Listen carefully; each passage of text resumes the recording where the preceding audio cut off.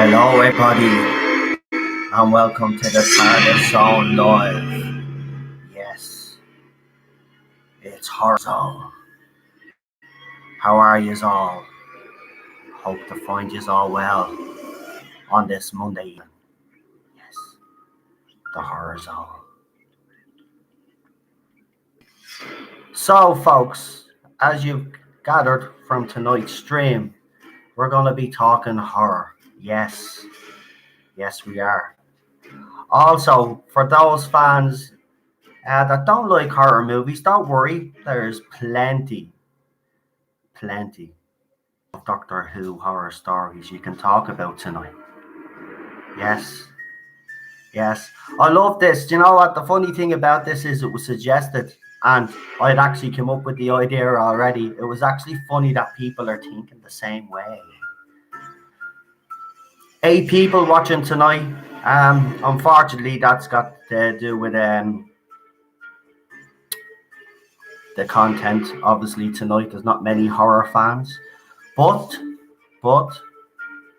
hopefully people will come on that weren't going to come on tonight and talk about their favorite horror elements of Doctor Who. So please don't feel left out. Also, do us a favor, share the link. Yeah. So, yes, let's do the shout outs, will we? We will. Alright, let's see who's watching tonight. Give the video a like, everybody.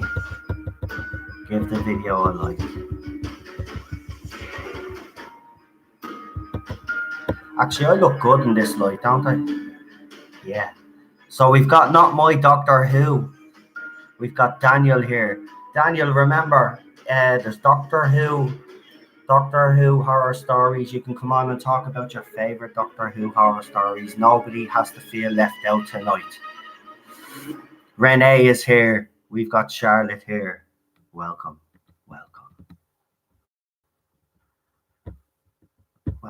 And the horror music has kind of died on me there.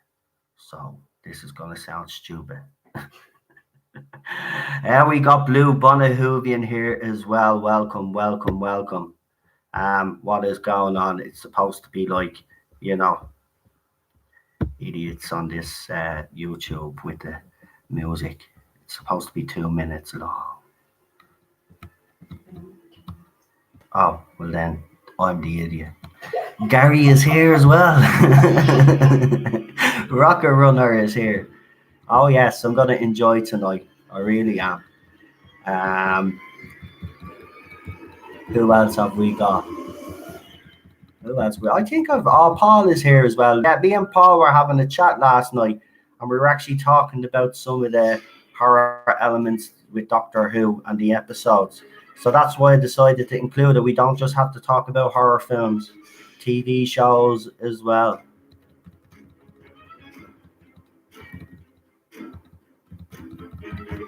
Yes. Who else? We've got Yvette here as well, our resident quantum physicist.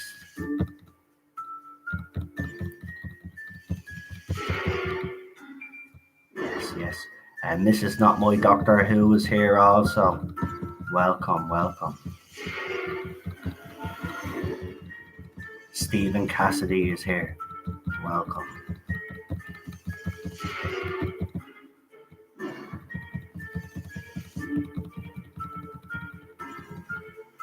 And I think that's nearly everybody, isn't it? Hold on. Just want to make sure I haven't missed anybody. It looks like I haven't missed anybody so far. You look pure creepy tonight, says Daniel. Yes, I do.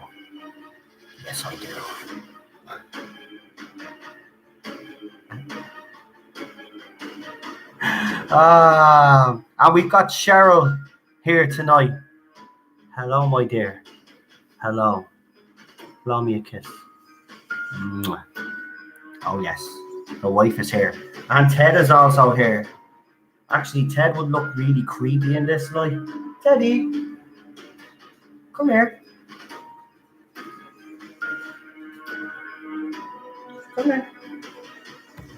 Yes.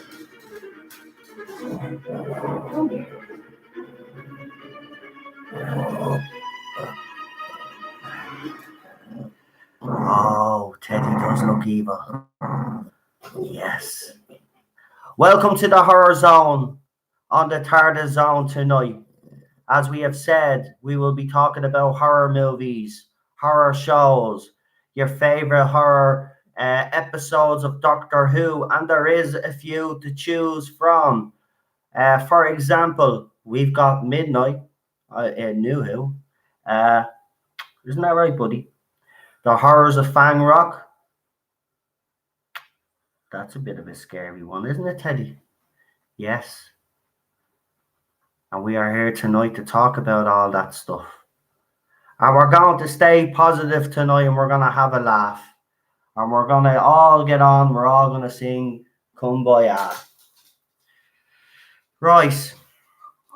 It'll probably be a bit creepy if I keep this whole situation going. So maybe I should knock the lights back on and we just get with the, God, would you rather me do the show in the dark? Actually, let me know. Would you rather me do the show like this tonight? Or would you want me to put back on the lights again?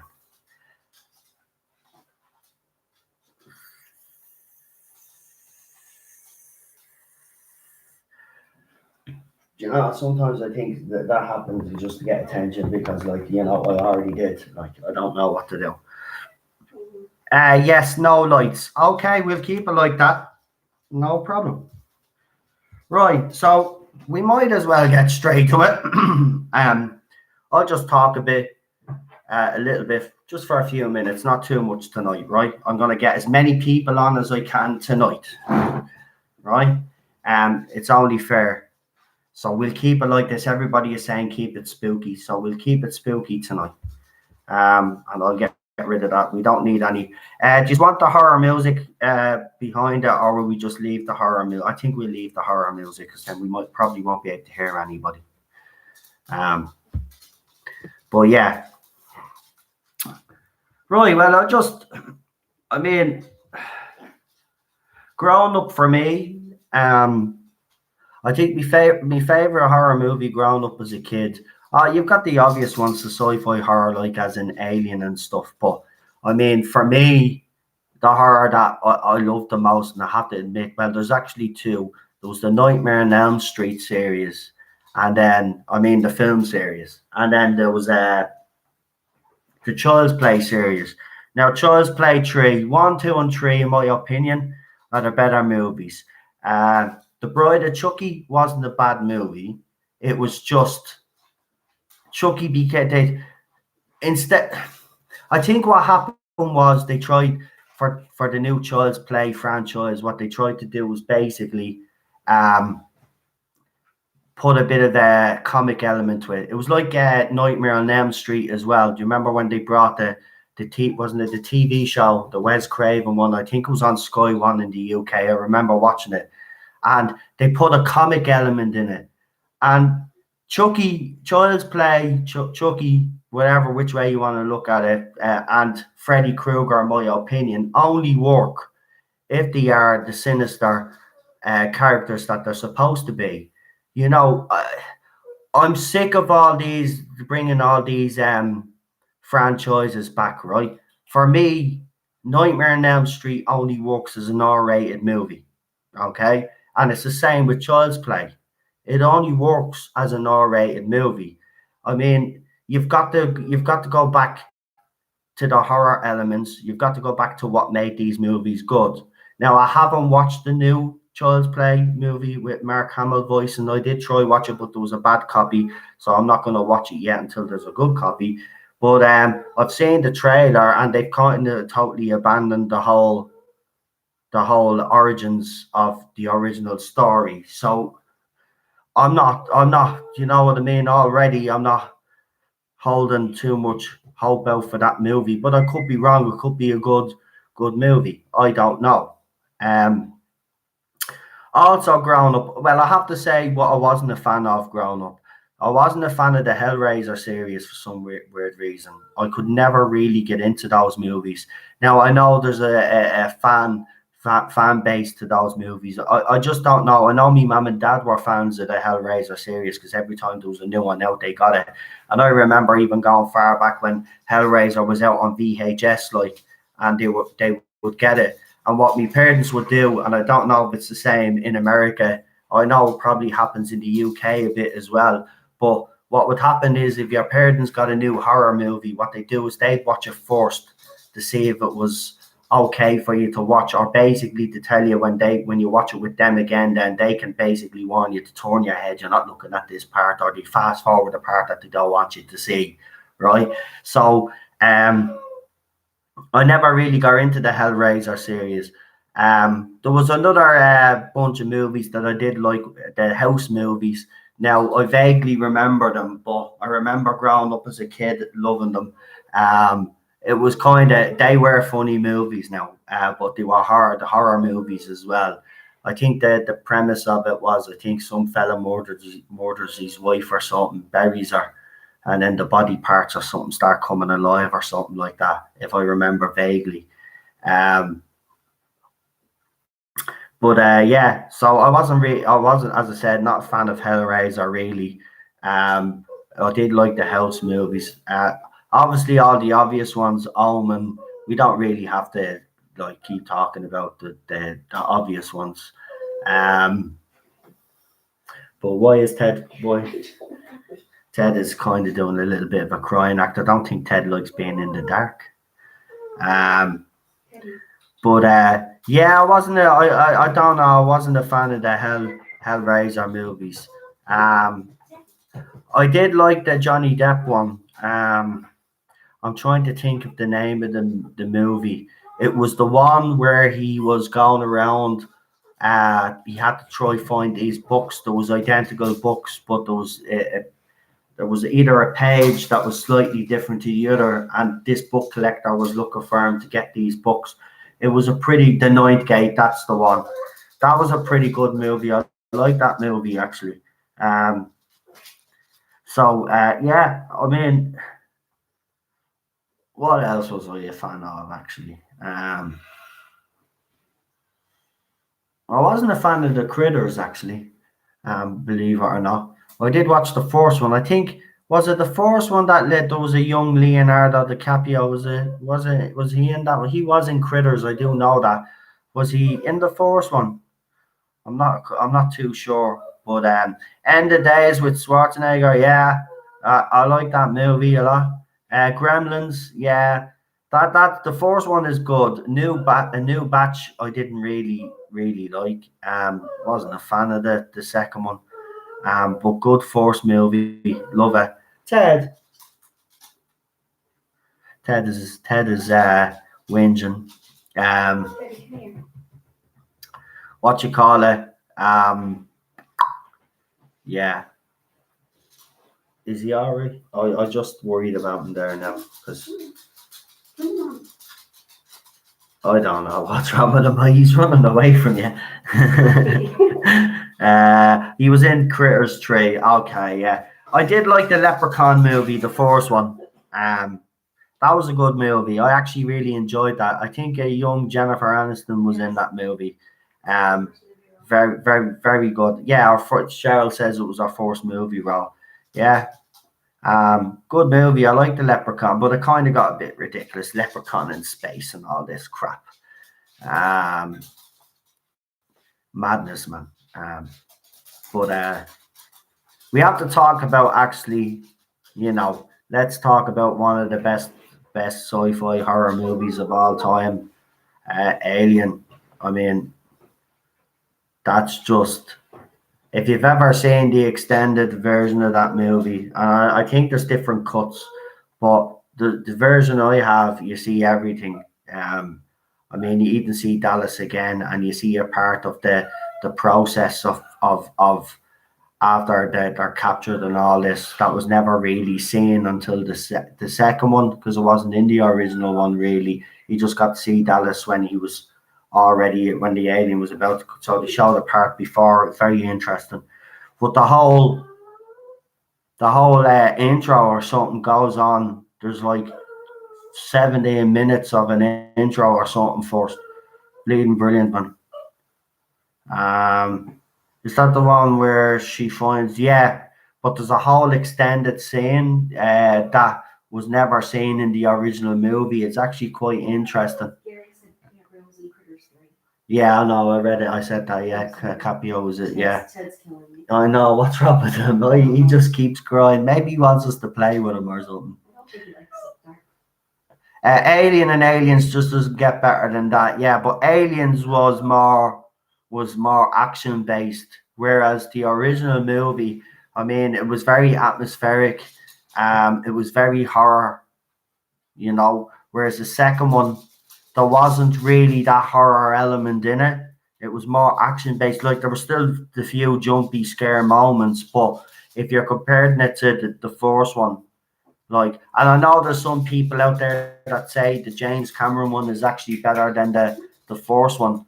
I would have to totally disagree with that. You've got to look. The Aliens is a great addition to the franchise. Brilliant, but it's just there's Alien, and Aliens is just right there. Do you know what I mean? Alien is just a different movie altogether. The atmospherics, the horror element. I mean, that John Hurt scene at the table. I mean, that's just mind blowing. And then there he is. He's behind you. He keeps running around. It's gas. Sharon keeps trying to pick him up, right? And he keeps running around the table like some little mad lunatic.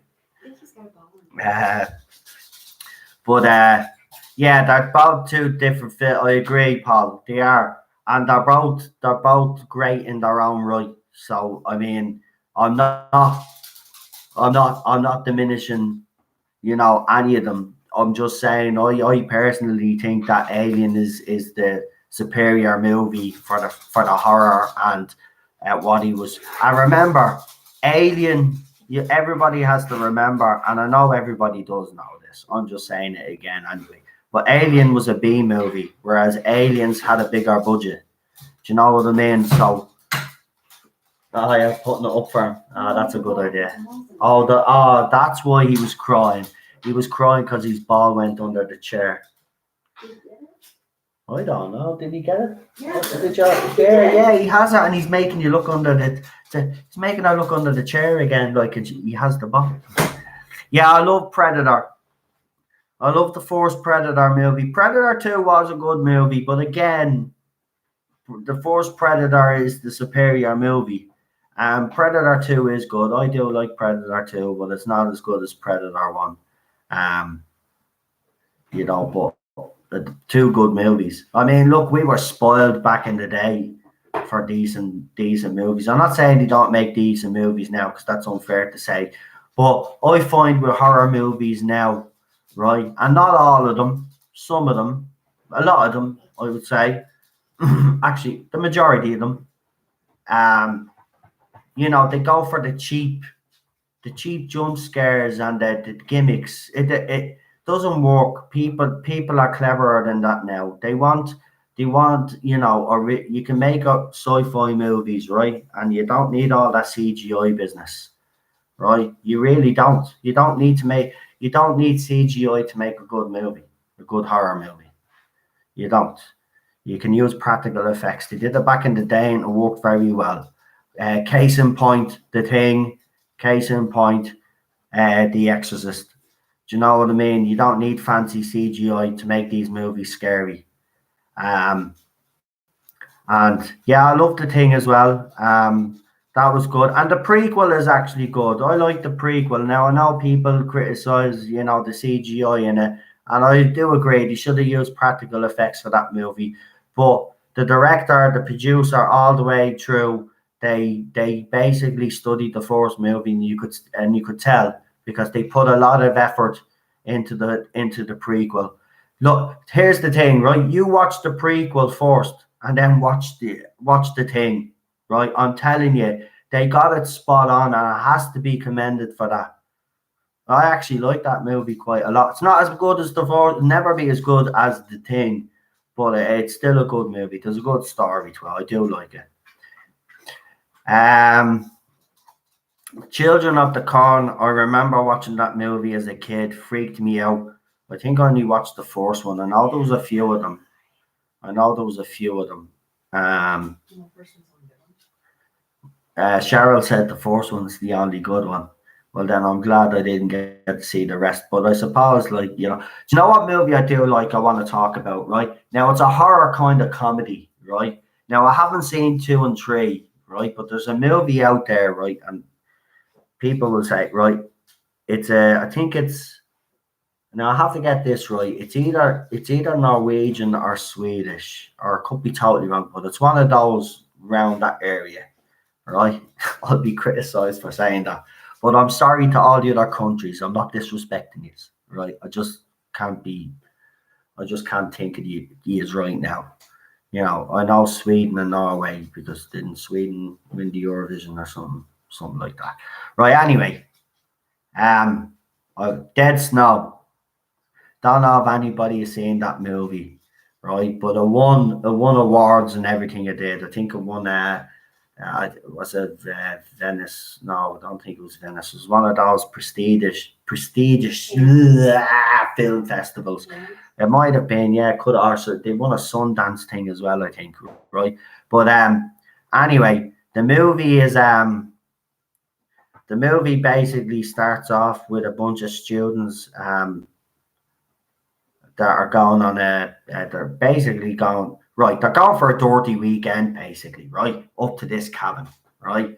And what happens is there's a big snow, and then they end up at this cabin with this old man, and he tells them this story, right, about World War II, about a bunch of Nazi soldiers that stole a load of gold and stuff, and did crap and buried it and stuff, right? And if people find the gold, they come back and they're basically zombies, and they come back and they basically rip you apart. Now, I have to say, right, I didn't think I would like it because I hate watching movies with subtitles, right?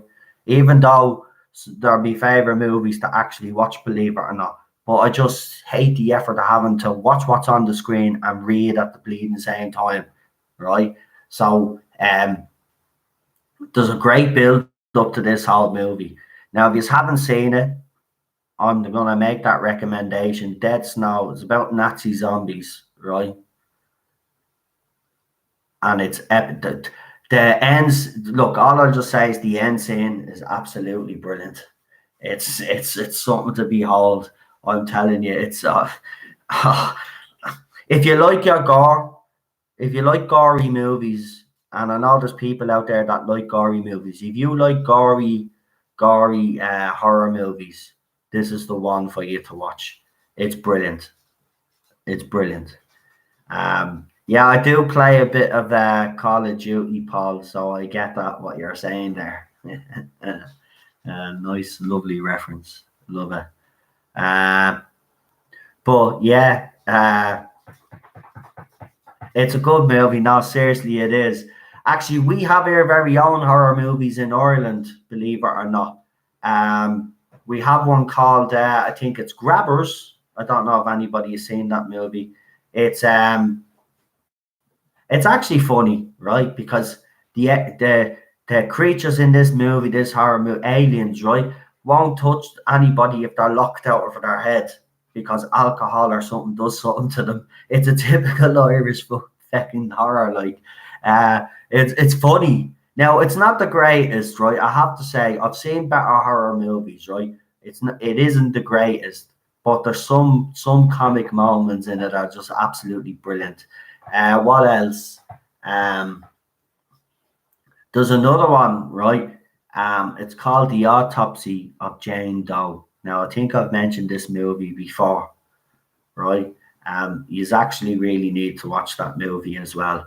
It's very look at. Do you know the way I criticize horror movies today for cheap scares and all? This movie doesn't. This movie is actually well thought out, and the scares are genuine scares, right? So it's called The Autopsy of Jane Doe. Please check it out. Yeah, Shaun of the Dead, British movie, not Irish. So I was talking about Irish movies, but I'll just throw that out there just in case people think Shaun of the Dead is Irish. It's not. It's a British movie. but I do love it. Simon Pegg is a genius, and he is. I'd love to see a part two. I don't know how part two would actually how it would go about, but I'd love to see a part two of that movie if done right. You know, The Wrong Turn. Now, there's a movie, right? I know that's the Wrong Turn. Isn't that the Jeepers Creepers movies? Jeepers Isn't it? Creepers is like a legit Yeah, story, but it's really, like right? that's Wrong Turn. That's the second one, isn't it, or something? No, it's Jeepers Creepers 2. Right, yeah, that's That's what I said. That's the second one, isn't It's it? called Wrong Turn? Is it? That's Yeah, what I'm I know. asking you. I thought you don't watch horrors, do you? No, I don't All watch right. horrors forever. Well, I don't know, right? Anyway, there is a movie out there, and I think it's called Dead End, right? Um, Now I can't. The weird thing about this is I've seen this movie with me brothers. I've seen it on my own, right? And I'll give you the premise. The thing about it is I can't find this movie. It's a very hard movie to get your hands on, right? So basically, it's a family: a mother, a father, the daughter, girlfriend. Oh no, the daughter, the boyfriend, and the brother, and they set out on this journey, right? And basically they go down this. The father decides that he's not going to use the interstate. He's going to start using back roads. Now this movie is freaky as crap, right? They drive through the road, right? And whilst they're driving, right, this buggy just is in the middle of the road, right? And all this mad shit starts happening, right? But it's very clever because the end of the movie, yeah, you don't see it coming. You know something's coming, but you don't see where it's coming. Um, yeah, it's called Dead End. I know there's another movie with the Dead End title, and every time you put it in, that movie comes up. I can't bloody find it, but it's a deadly movie. Final Destination, yeah. The first one, I actually watched that the night before I actually got on an airplane to go to Portugal, believe it or not. And it was my sister's idea, I remember. And then when we got on the airplane, she was at the window seat, and then she had a bit of a freak and got me to sit at the window seat. And this was a guy that was afraid of flying and afraid of heights. Like, I was cool as a cucumber, to be honest with you. But she had a bit of a freak, yeah. Good movie. And the other ones are actually not bad either. They kind of got ridiculous near the end, but I know they tied it all up in a nice little bow because that's what they like to do. Nowadays, they just can't leave it hanging anymore. Right, so I've been talking for a half an hour, and that's what I normally do. So what I'm going to do is I'm going to get on my first caller.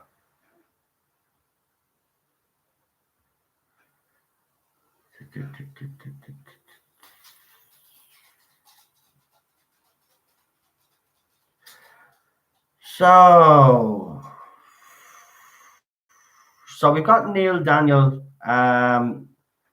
Blue Bonnet Hoovian, I think, wants to come on tonight as well. Just make sure you still want to come on. Does Gary and Paul, I think, wanted to come on again tonight as well. Let me know if that's the case. Text me and let me know who's actually because I still can't find my book.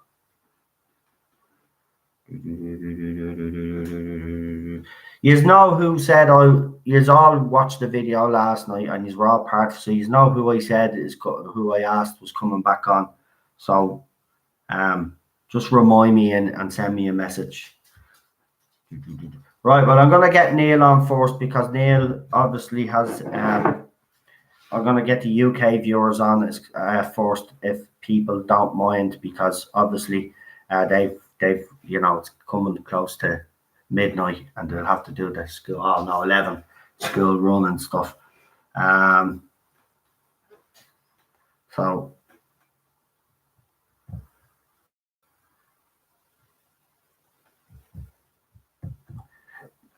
Grant, right, I've got a reply from one person already. Great. And Yvette as well. Yeah, I had you down, Yvette. I know, because we haven't had you on in a while. Right, I better make sure now this isn't too high because obviously I had the horror music playing in the background. Right, let's do this.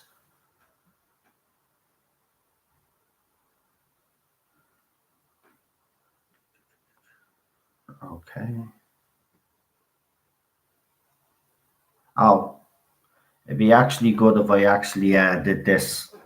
I'm an idiot. Watch this now. I bet you this isn't gonna work. Right, can everybody still hear me? Right. Are you there? Yeah, hello. Oh, there we go. There we go. Right. Right. Okay. Welcome to the horror zone. I know, scary stuff, mate. Yeah. So, what would you like to talk about tonight? Well, where do we start? Go I mean, ahead. I do actually like horror films, Right. but unfortunately for me, for the last 20 years, I haven't been able to watch any because the missus refuses to watch horror films.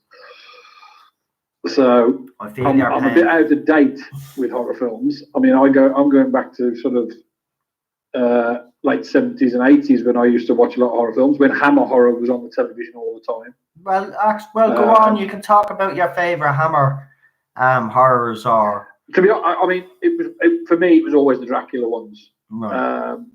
You know, Christopher Lee, I still to this day think was the best Dracula I'd ever seen on screen.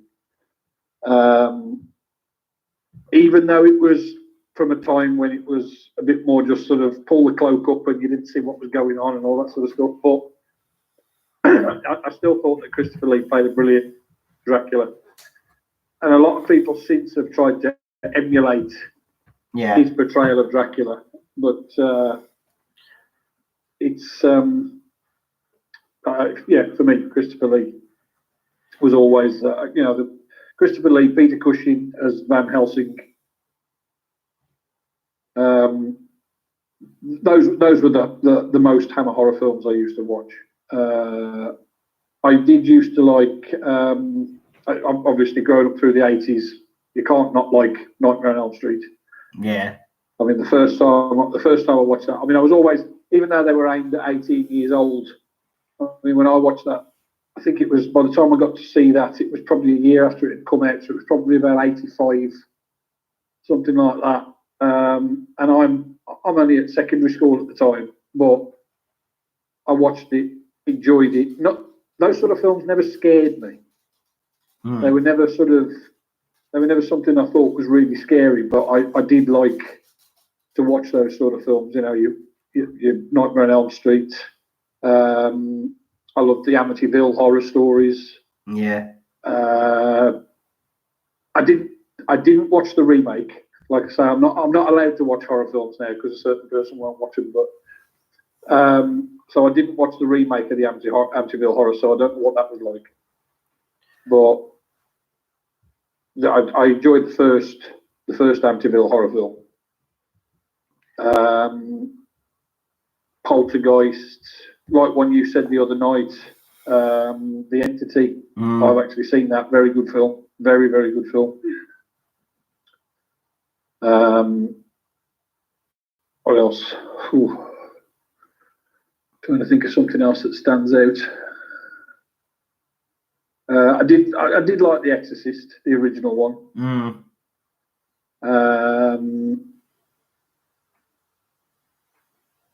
I mean, she still sort of goes to conventions and things, doesn't she? Is it Linda? Linda Blair. Linda Blair, that's it. Yeah. She actually starred a few years later when she was older. She actually starred in a comedy version called Repossessed. Repossessed, yeah.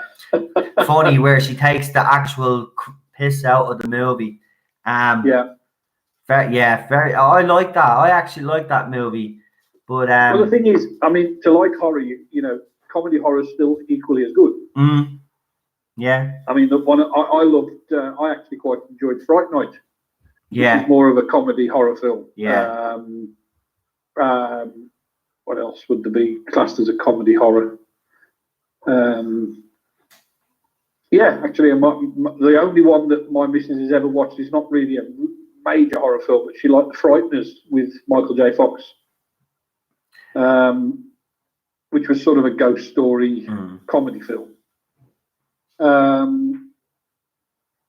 Talking of ghost films, 13 Ghosts is about the most recent modern film I ever watched. Yeah, what did you think of that one? Because there's I a lot of thought that was debate. okay, There's a lot of debate about that. Because I remember at the time when it came out, there was this big promotional thing for it. It was released, didn't really do too well, but it's become a bit of a cult classic. Now I've watched it loads of times. I actually think it's quite a clever movie. It just wasn't your typical horror movie, if you know what I mean. It's not one I've ever gone. I enjoyed watching it at the time. It's not one I've ever gone back to and watched again.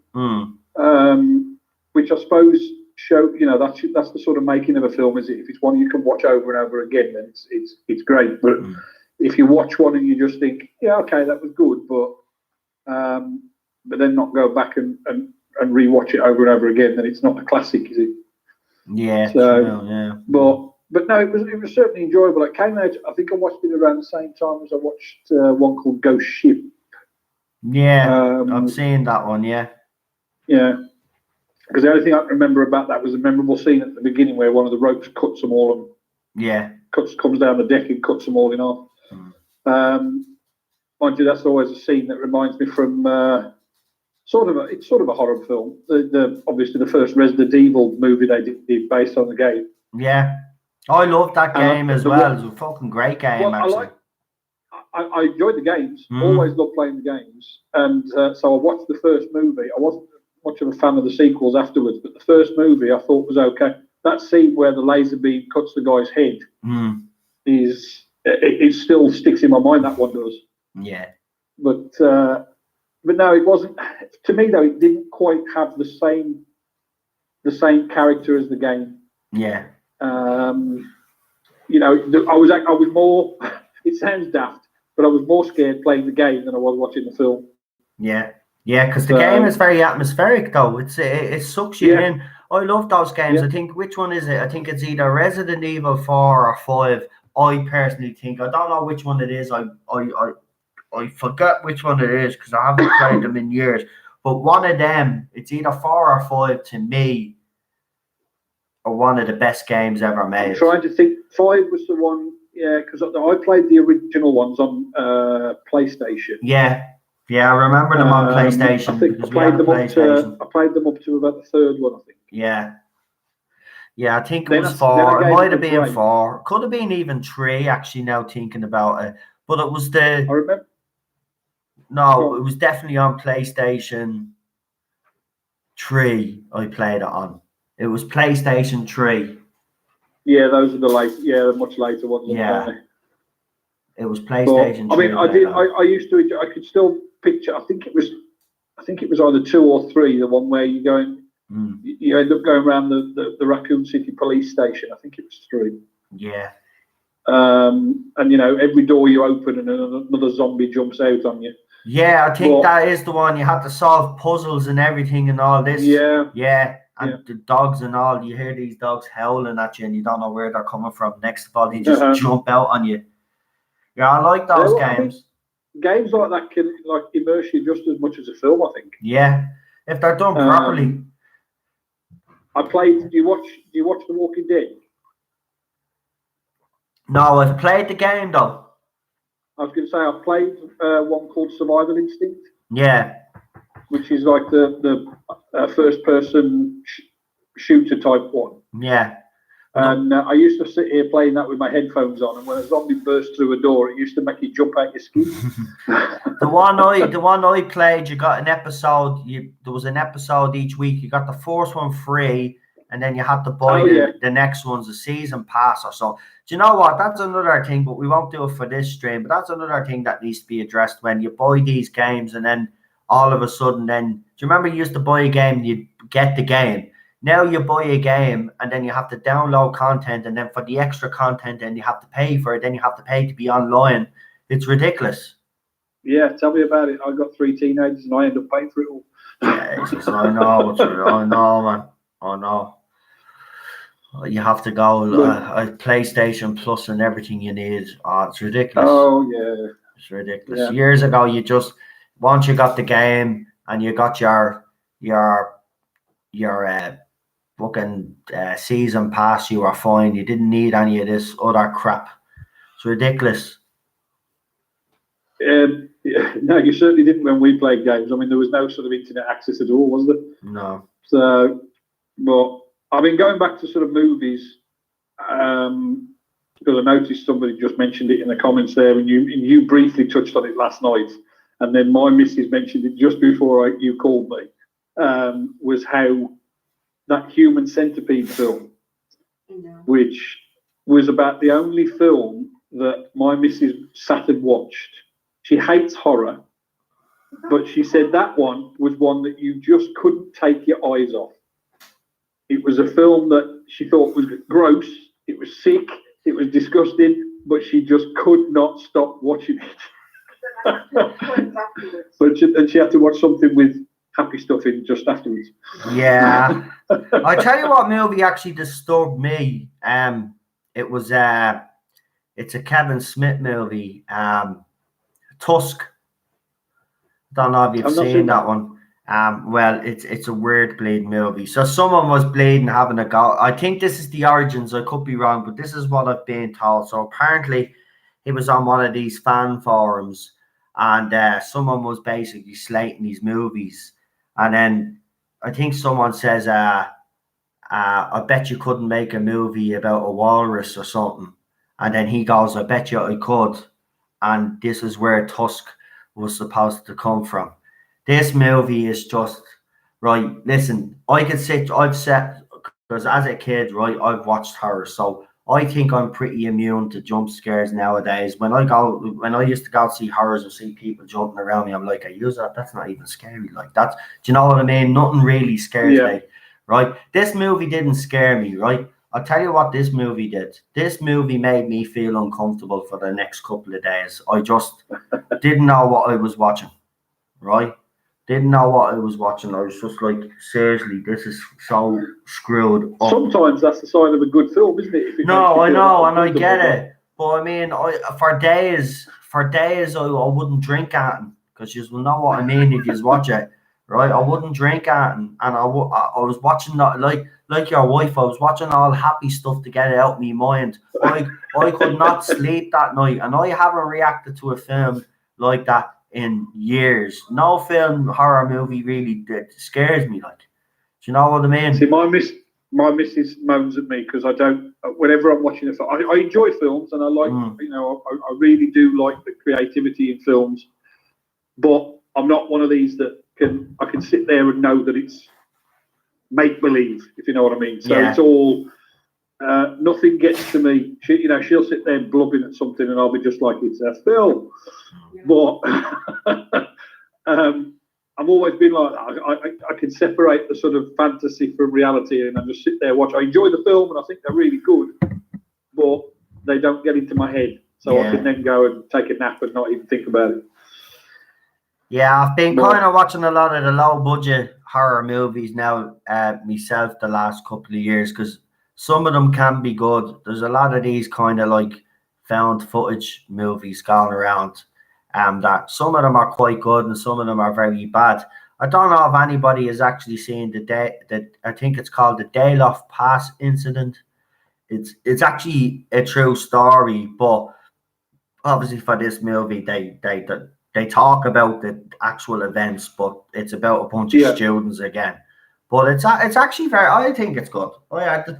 There's a nice little thing at the end. You would enjoy it. So if you want to watch a low budget kind of horror movie, the Dayloff Pass incident is actually quite good, believe it or not. When I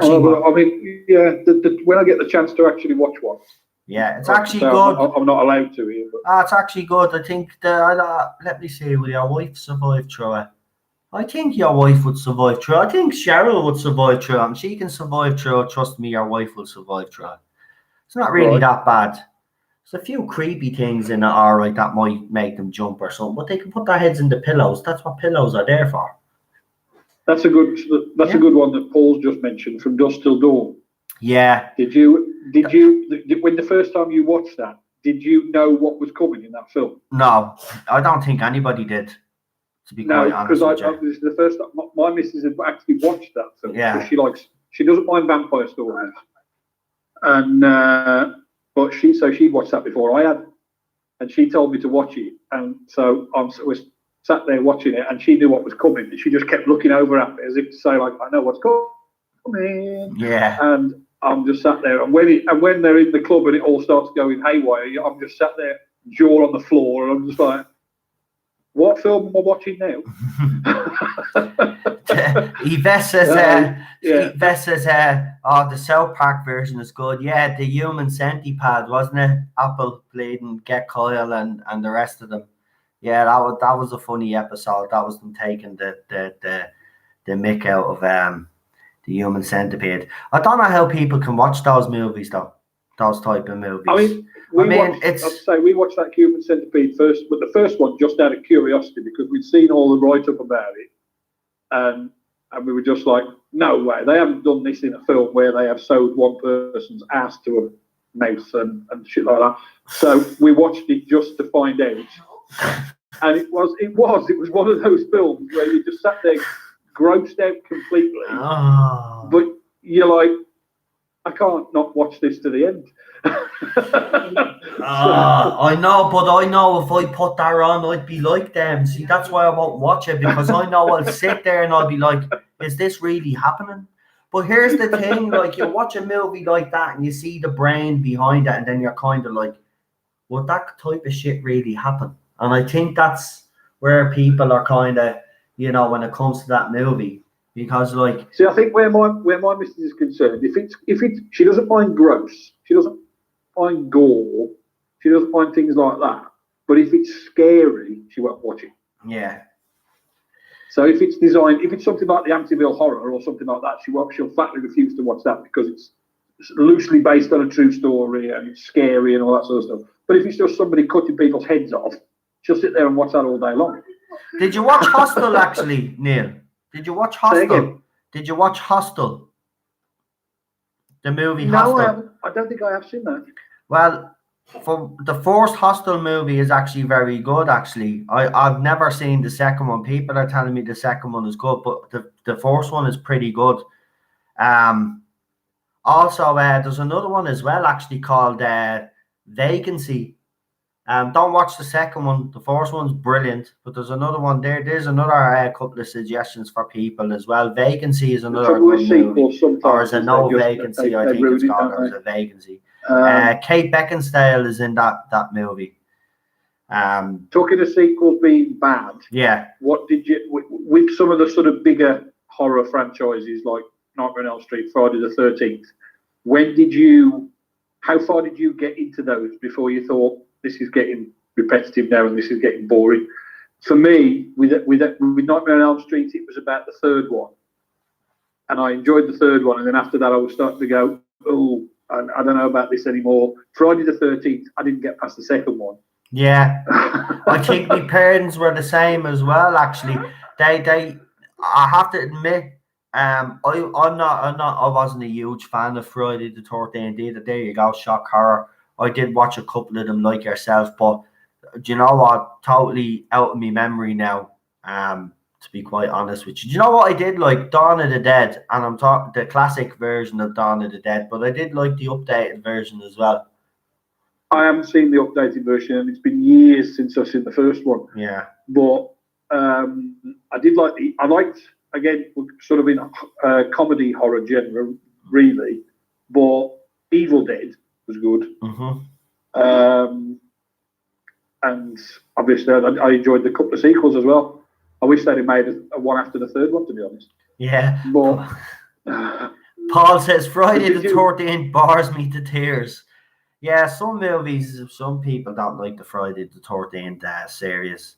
Like I said, with ones like Friday the 13th, I watched the first one, thought, okay, watch the second one. After that, I was just, no, can't be bothered. got through about the third one, A Nightmare on Elm Street, and I really like Robert Englund. I think he was a brilliant. He's always sort of done sort of weird and scary very well, and I thought his Freddy Krueger was great. Yeah, but it was just the films they get too repetitive. Mm-hmm. So you've always got the same stuff going on.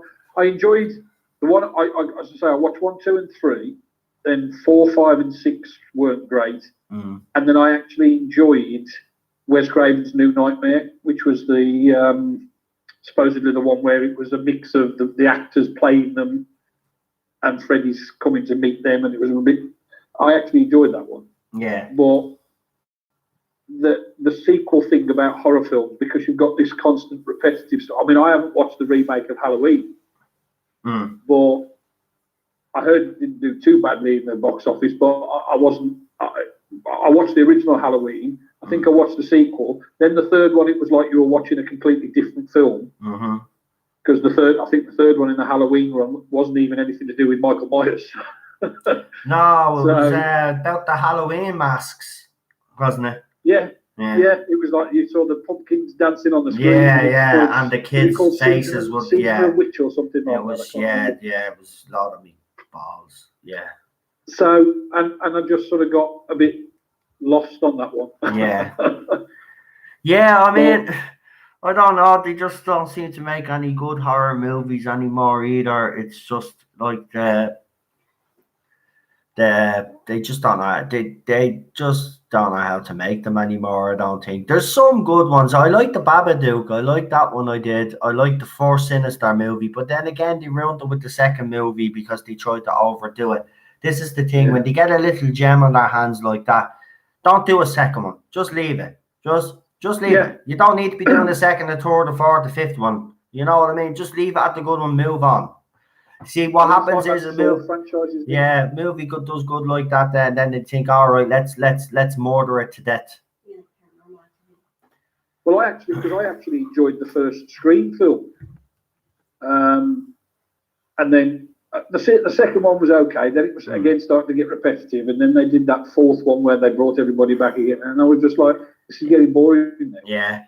But the first Scream film with the guy in the Halloween mask going around stabbing people, I thought that wasn't too bad. Yeah, it was. I love the Scream series. Repetitive. You there? But sorry, it just went really dead for a minute then. Quiet. Go ahead. Hello? Yeah, I'm still here. Go ahead. All right. Okay. It was just breaking up a bit. I couldn't hear. All right. But yeah, so you got the repetitiveness of these sort of horror franchises. It's just, I understand why they do it, because they get like good results from the first one, and they think, right, we're going to milk this, and we're going to do it again, and we're going to do it again, and they're going to do it again. But they don't.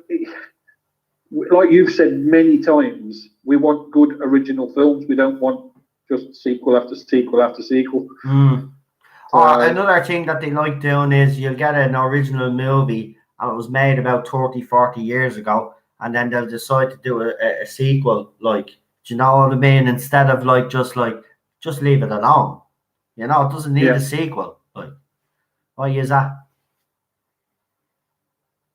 I mean, I don't know what. Well, like I say, it's all about just milking money out of them, isn't it? Yeah. So that's what they always do, isn't it?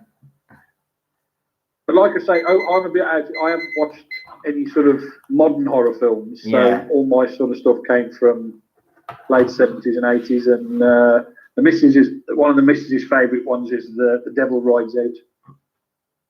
I don't think I've seen that one actually. It's another. I think it was Hammer. Right. I think it was originally a Hammer horror one, but They're not scary. It's. But yeah, she enjoyed that sort of thing. Nice. But, no, I haven't. So I haven't seen a modern scary movie for years. Proper scary movie. Yeah. And just quickly before I go, because I know my time has gone off. My favourite sort of horror-ish Doctor Who one has got to be State of Decay for me. Yeah, I like that. I watched that on you. As I said, we've been watching Classic Who. I actually bought that on DVD. I don't even know why I was watching it on the laptop when I could have watched it. State of Decay. I actually have that on DVD. Yeah, I'm an idiot. Yeah. It is. I mean, it's a good one. It's a good story. It is. Some of these stories we were just saying could be turned into full-length movies as well, and they'd actually be good. They'd actually be good. Just before you go, do you want to just give your YouTube channel a shout out there? Obviously all the Twitter, Facebook, and all that. Well, yeah. I mean, as everybody knows, I'm under the Not My Doctor Who name on Facebook. Same on YouTube. I am as Not My Doctor Who on Twitter as well, but I don't use. I use my Twitter account just to comment on other people's tweets most of the time. I don't tweet very often on there. So, but yeah, it's all a Not My Doctor Who. So that's YouTube, Facebook, and Twitter. Yeah, nice one. Thanks for calling in, Neil. No problem. I always enjoy a horror story. Yeah, same here, man. Same here. Let's hope they start making some decent ones again. What? That having the light off as well gives you that nice flickery effect, like there's a fire in front of you on your picture as well. So. Brilliant. That's what I was going for. Right, thanks. Good night, man. You enjoy the rest of the chat, and thanks for your comments, man. Love it. Okay, thanks mate. For your call. No talk to you soon, mate. And you. All right, goodbye. Good night. Yeah. And that was Neil, everybody. Great first call. Again, I'll just say there's a couple of movies. The Dayloff Pass incident, if anybody is interested. The Autopsy of Jane Doe is another one. Dead Snow, as I said earlier on. And what else was there? There was something else that I seen. I did see him. I don't know. I know there's two versions of it, so I'm forgetting which one it is. I think it's, if you Google it, I think it's the one with the white box and it just has Area 51. There's a movie called Area 51. It's not too bad. Again, it's a low budget thing, and if you like those sort of things, you know. I see there's 18 people watching right now. If you like if you've liked the first call so far and you like the content, please give the video a like there. If you haven't subscribed to the channel already, I really appreciate it if you do so. Hit that notification bell as well so you don't miss out on future videos. Right, let's get on our next guest. And it's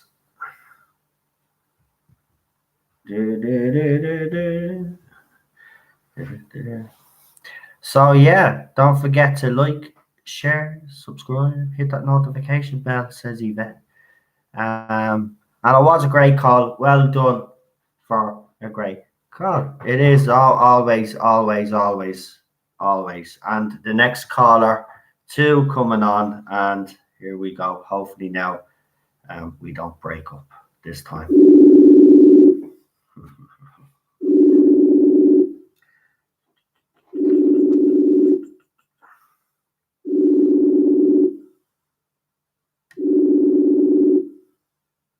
Hi. Oh, how are you? I'm not too bad, Daniel. How are you? Yeah, I'm not too bad. What would you like to talk about, Daniel? Just about scary couple episodes. No problem. Go ahead. What ones would you like to talk about? Basically, I think philosophy as on the scariest opinion, because the atmosphere in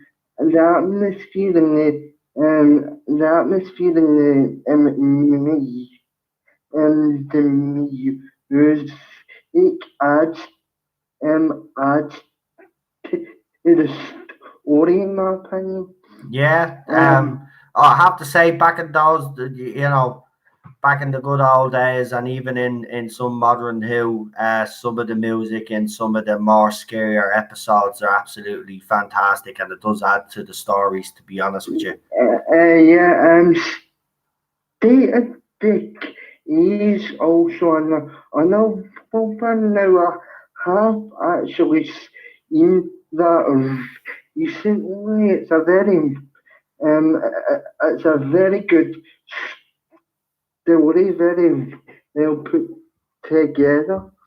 Yeah, Classic Who is very well put together. So as I said, I have State of Decay on DVD there. Yeah. Actually, the screen just went all wonky there. Can everybody just see me? Sorry, because my screen just went totally black. You can see me, yeah? Okay.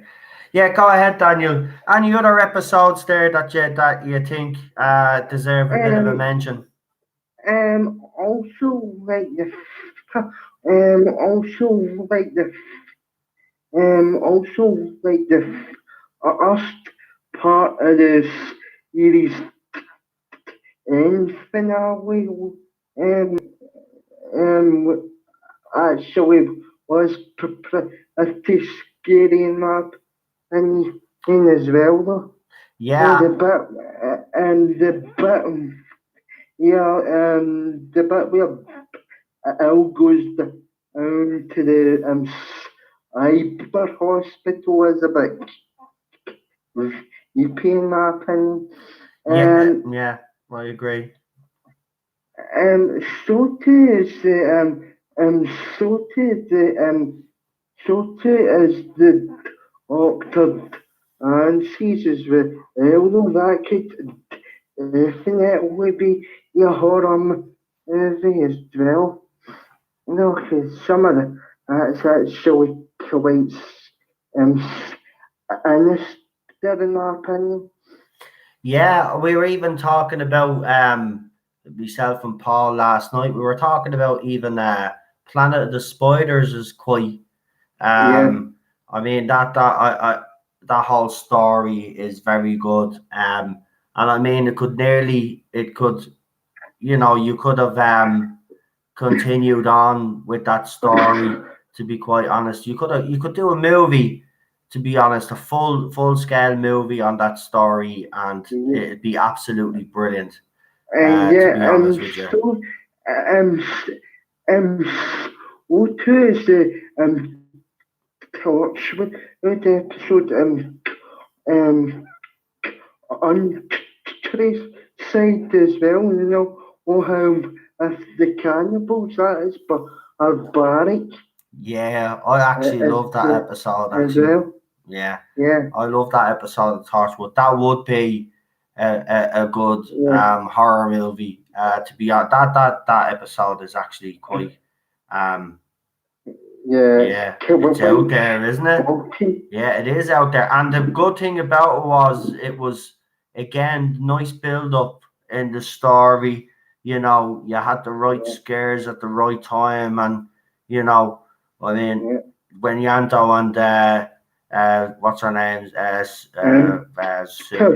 Sugi, isn't it? Are down in the basement. That's quite when they find the tongues and all the body parts in the bleeding fridge. Yeah, that is actually one sick episode.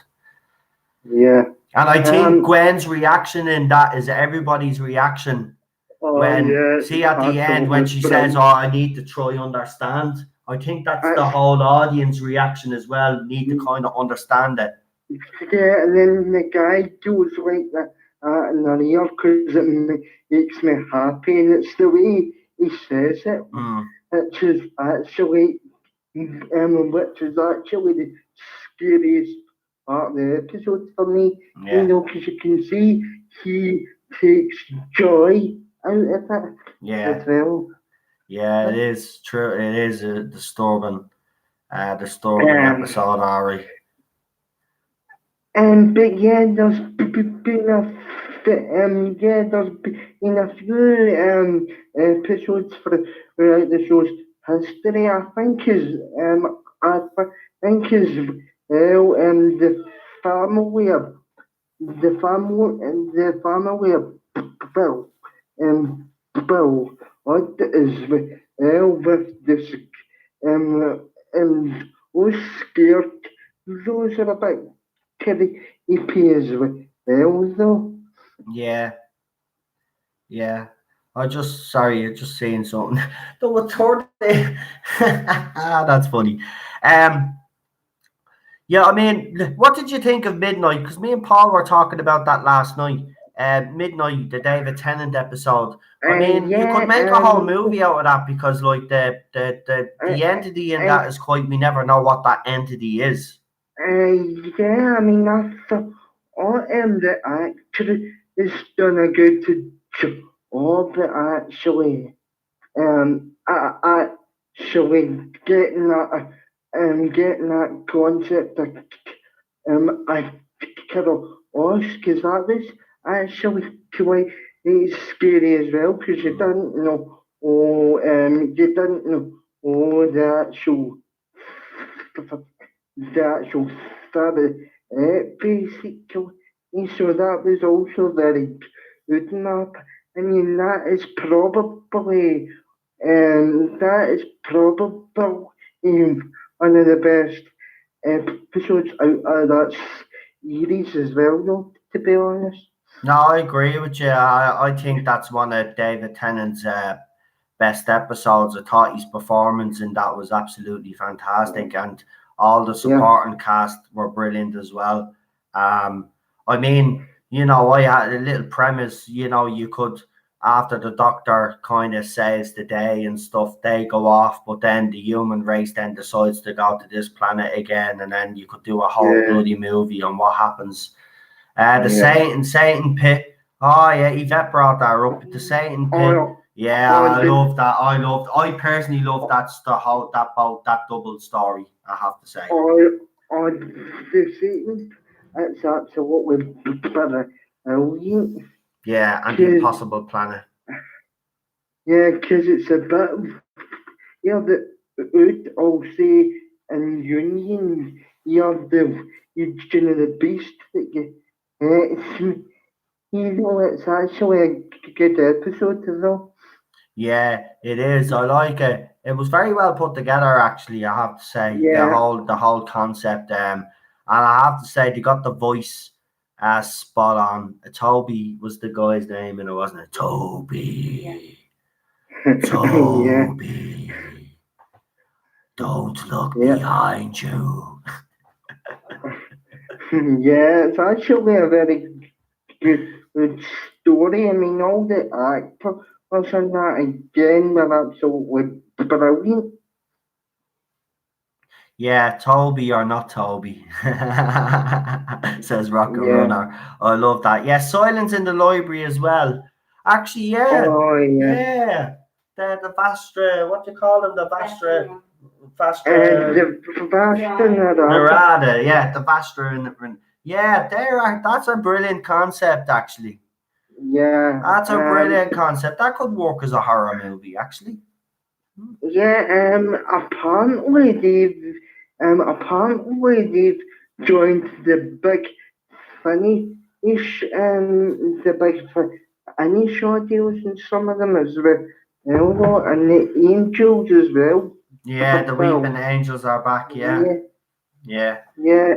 So yeah, any story with the angel show could actually work though, but I don't really like the statue of liberty being a statue. I thought that was a bit too far fetched. well, it was because it made no sense whatsoever. I mean, Yeah, the fact that people would have seen the Statue of Liberty moving, and the fact that, like, yeah, if yeah, you look at it, it doesn't move. So it made no sense whatsoever. That Statue of Liberty saying it was actually quite ridiculous. Yeah. yeah, The Empty Child and the Doctor Dances. I agree. Unknown 289. yeah. That the kid in that is actually pretty freaky. I actually like the Charles Dickens one as well. The Unquiet Oh, Dead. yeah. I mean, I actually always forget about that one as well, Mm, and that's actually written by one of the guys that's sort of enough to be taken over, Mark Okay, this has an extensive horror knowledge as well, okay. Yeah. If he takes over, I wouldn't be disappointed at all. Yeah, At least we know that he would try to. Yeah, I like Blink, yeah, but Blink, I'm starting. For me, the best Weeping Angel story is the two-parter with Matt Smith. Blink is a good yeah, episode. It introduced them, but because it introduced the Weeping Angels, it's highly overrated in my opinion. I'm not yeah, saying it's not a great story. It is. It's the same with Vincent and the Doctor. It's a good, solid story, but it is. yeah, Let's be honest. It's really overrated. But I think that's because of the topic that they were addressing in that yeah. episode, which was depression and And suicide. but I enjoyed the Angels as a concept, Mm. but but unfortunately they've been a bit overused in terms of cameos and stuff like that. They need to like reset and go away for a while and then come back Mm. and you know, Let me see. Planet of Evil says Paul. yeah, that's Yeah, another good one. yeah. I was actually what else? The Web Planet is not actually that the Web Planet I thought was a bit of a. I watched that last night actually. The Web Planet. Um, And it's horrifying as well. that's The first, that's that's brilliant. We watched that, yeah, didn't we? The Lighthouse one. Yeah, yeah, Tom Blake, that's great story, absolutely brilliant. brilliant story. Yeah, we have Yeah, to watch the rest of it. Yeah, that's right. Ark in Space says Paul. Seeds of Death. Planet of yeah. Spiders. The Hand of Fear says Rocket Runner. Ghostlight maybe says Unknown 289. Um, Pyramids of Mars. yeah.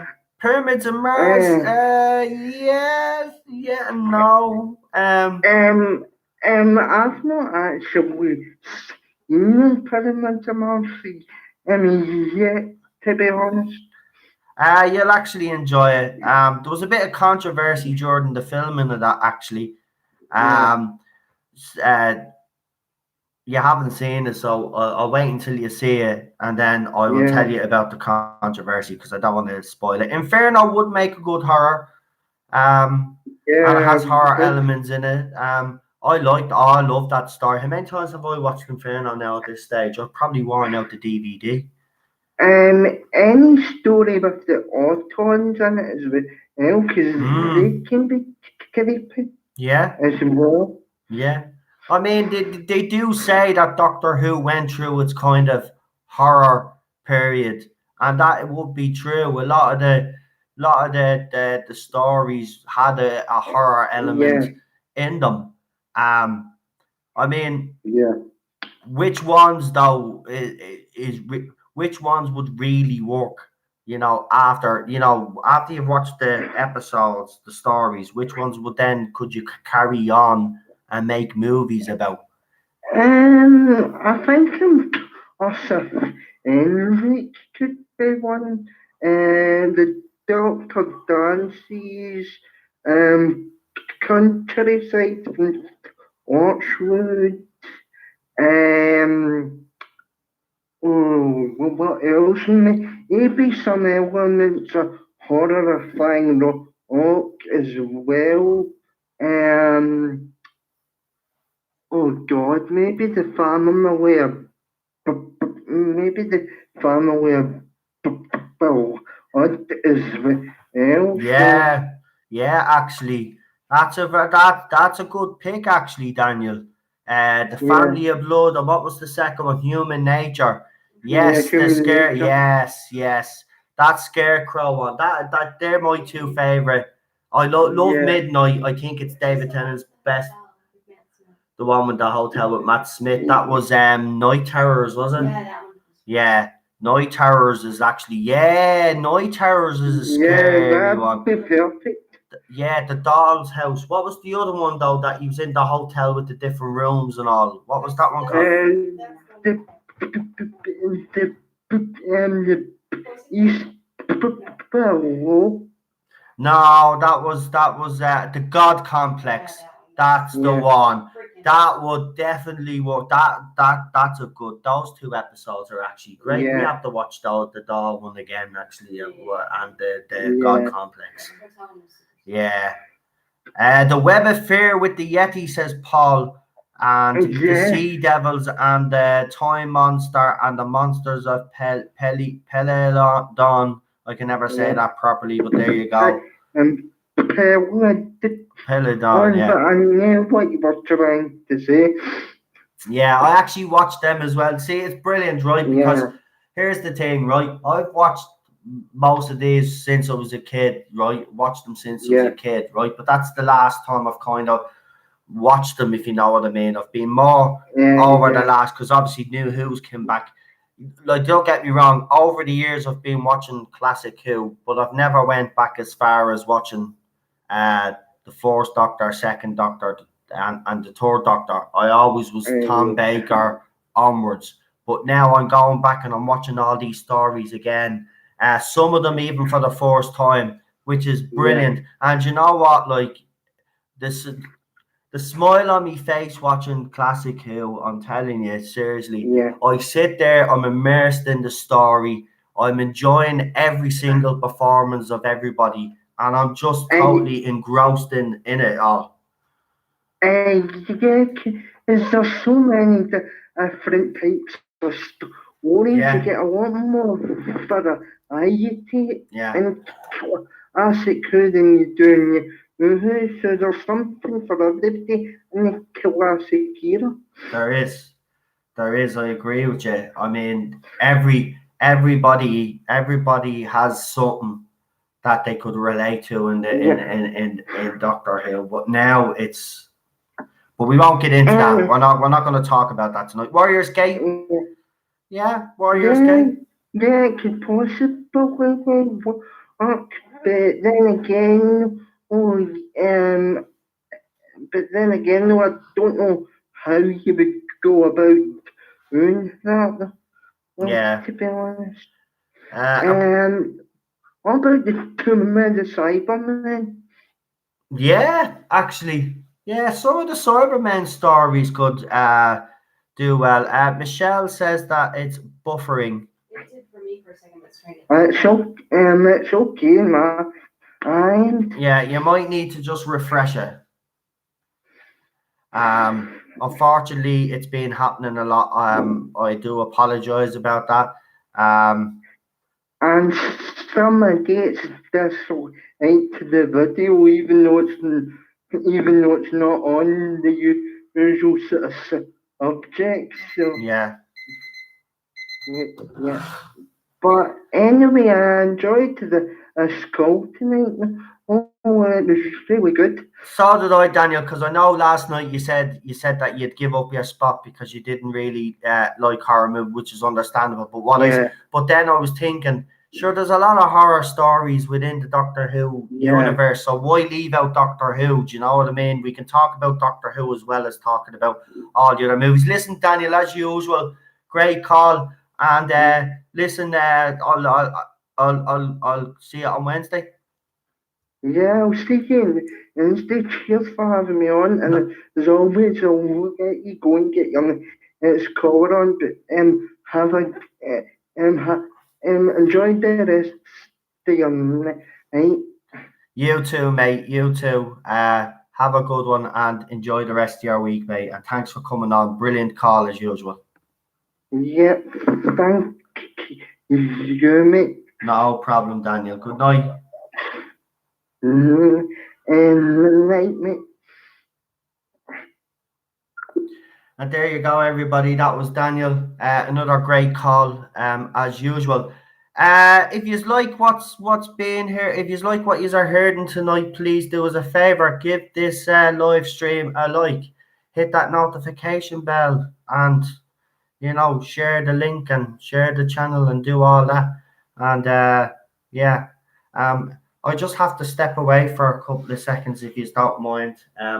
I'll because I need to take a bathroom break, unfortunately. So I'm sorry I have to do this, but I've been holding it in for ages.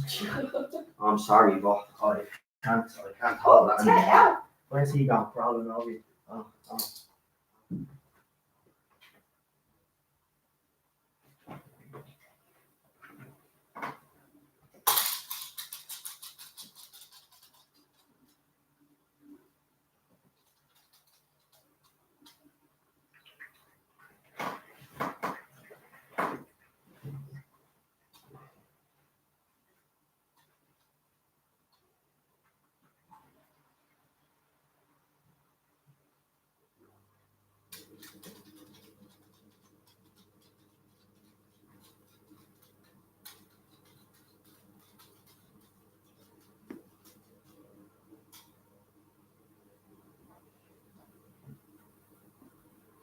Right. Sorry I have to do that.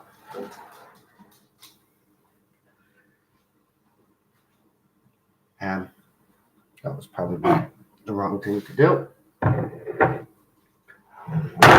Oh.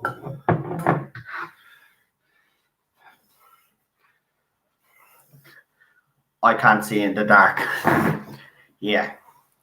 Never try that again. Which is why I'm not allowed to. Right. So, great call by Daniel. Well done, mate.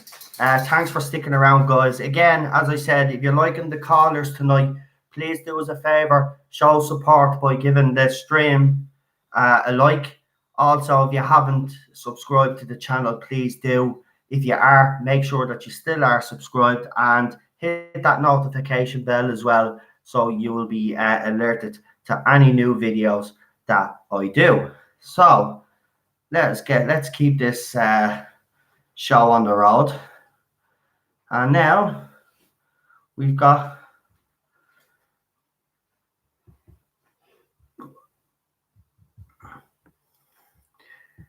hold on now, we'll just see if we're ready to go. Yeah, so I hope you are all liking the stream tonight. I'm glad that we're doing something different. And it's a bit more relaxed and everything is chill.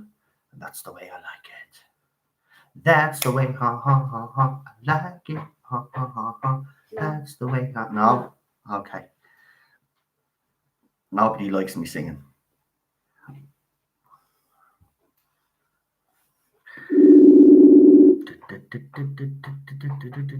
Hello. Good evening to Yvette. How are you?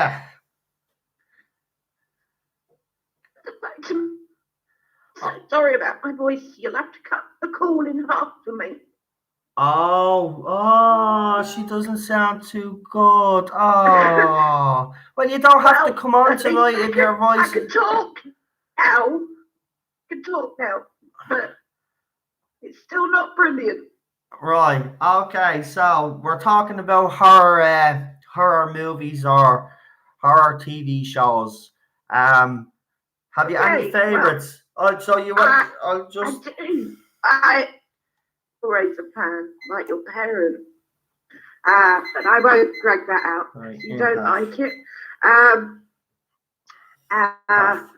Evil Dead is probably one of my favourites. Along and Yvette, you're kind of breaking up. We can't. My mother did it. Yvette, can you hear me? You're breaking up very badly. Can't hear you. I'm sorry, it's my voice. Is that better? No, it's actually very bad. I don't think it is your voice. I actually think it's where you are. Hang on. Okay. Hang on. Hi, Is that better? Sounds a bit Is better. that better? Yeah. Okay, go ahead. Okay, so The Evil Dead was one of my favorites. I love Sam Raimi stuff. Also, I think we've covered everything in the chat, to be honest. Nightmare on Elm Street, we've brought up on them. Robert Englund is Freddy.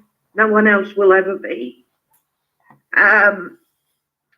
Exorcist, Poltergeist. I was weaned on Hammer Horror. My mother brought me up on them, so I've seen them all.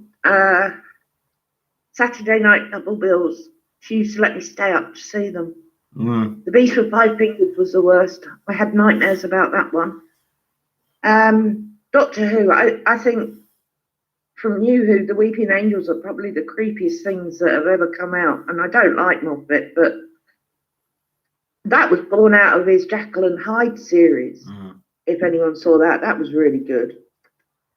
No, I haven't seen that personally myself now, to be quite honest with you. So I'm not going to sit here and say see how he came up with the Weeping Angels when he made Jekyll and Hyde, the teeth and everything. As for classic Who, I mean, God, I was terrified of the Daleks as a kid,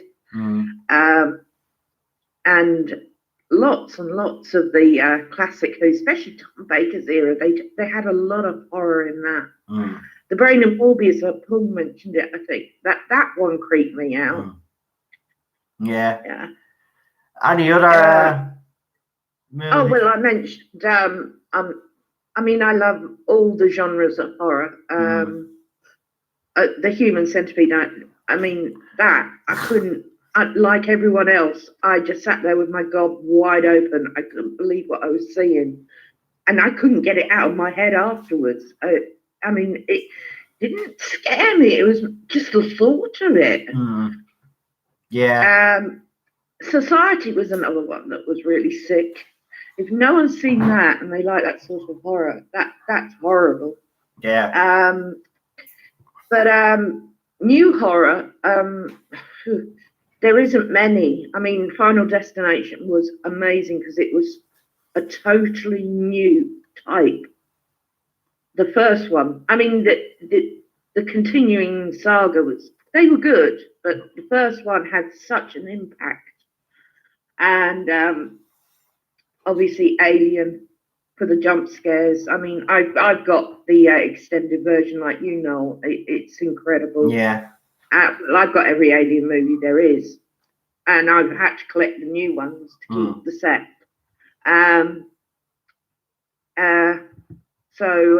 Yeah, Prometheus was weird.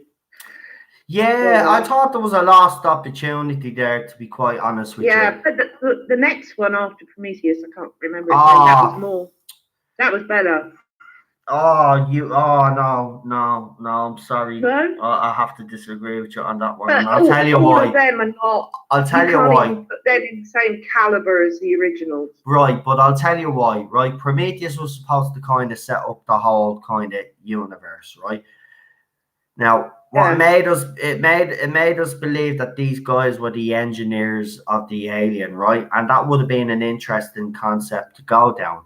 But instead, Ridley Scott decided that he was going to be, that the android was going to be the god of basically these aliens. There was a lot of religious undertones in Alien Covenant, hence the name, why they gave it the name. I'm sorry, Michael Fassbender is a great actor, but there was a wasted opportunity with that movie. And then what does he do in the first couple of seconds in that movie?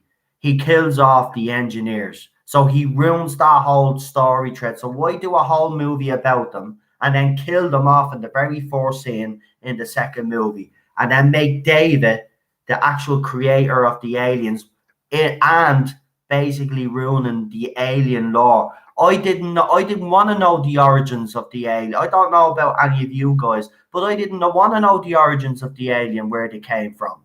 I didn't want to know that. Agree. That's the whole point. That's what makes the movies good. Ridley Scott has come in and he's basically shafted his own bloody franchise. Well, that's what I said. I mean, Prometheus was weird. I only enjoyed the second one more because it had aliens in it. Maybe not the aliens we knew, but to be honest, they don't compare to the originals. True. And unfortunately, a lot of these remakes are shite. Shite. Yeah. And Nightmare on Elm Street remake never happened. Yeah, I agree. That was an abomination. And again, you know, a lot of the classics. I mean, I'm not a Friday the 13th fan, but they just couldn't stop making them. Yeah, I know. And I never understood that. And Halloween, that wasn't particularly good either. You know, I think I like monster horror more and sci-fi horror. I mean, Alien is probably one of my favourite sci-fi horrors. And of course, demons and devils like The Evil Dead and zombies. Day of the Dead is my favourite from series of those films because it was funny. What was that one that was brought out a few years back? Abraham Lincoln Zombie. Was it Zombie Slayer or something? Or what was it? Vampire Slayer, wasn't it? Yeah, that was good. Buffy the Vampire Slayer? Nah, Abraham Lincoln. I never saw that. It's a good movie. Now, I know they made a couple of others. I think they did a Hansel and Gretel one, which I don't think was as good as the Lincoln one, but that was the one that did it. But Abraham Lincoln Zombie Slayer or something, or whatever it was, is actually very good. Any of the Grimm Brothers stories are good. I mean, look at Grimm, the television series, and Supernatural. They both cover all of that sort of stuff. So horror, sci-fi, demons, angels, you name it. Yeah. So I'm a big fan of all that as well. Horror films. I mean, Gremlins is up there in my list. I know it's not a true horror, but oh my god, you can't beat Gremlins. It's a classic. Yeah, I love Gremlins. I do. Good. The first movie, as I said, very good. The second movie, Very though, good. I never really liked the second movie. To be honest with you. I agree. Yeah. I agree. I was trying to think of something I hadn't mentioned, or anyone else hadn't mentioned. But my mind's just gone totally blank now. The House movies that you mentioned. Yeah. No, I love them. I know, They the were tongue in very cheek and funny. all. They're very good, They actually. were really funny. Yeah. Very good, actually. It was three of them. House 1, House 2, and House 3, yeah. And they all had a hand. The hand was the case, and it would be 1, and then it was 2, and then it was 3. Yeah, it was deadly. Deadly. Yeah, I love those movies.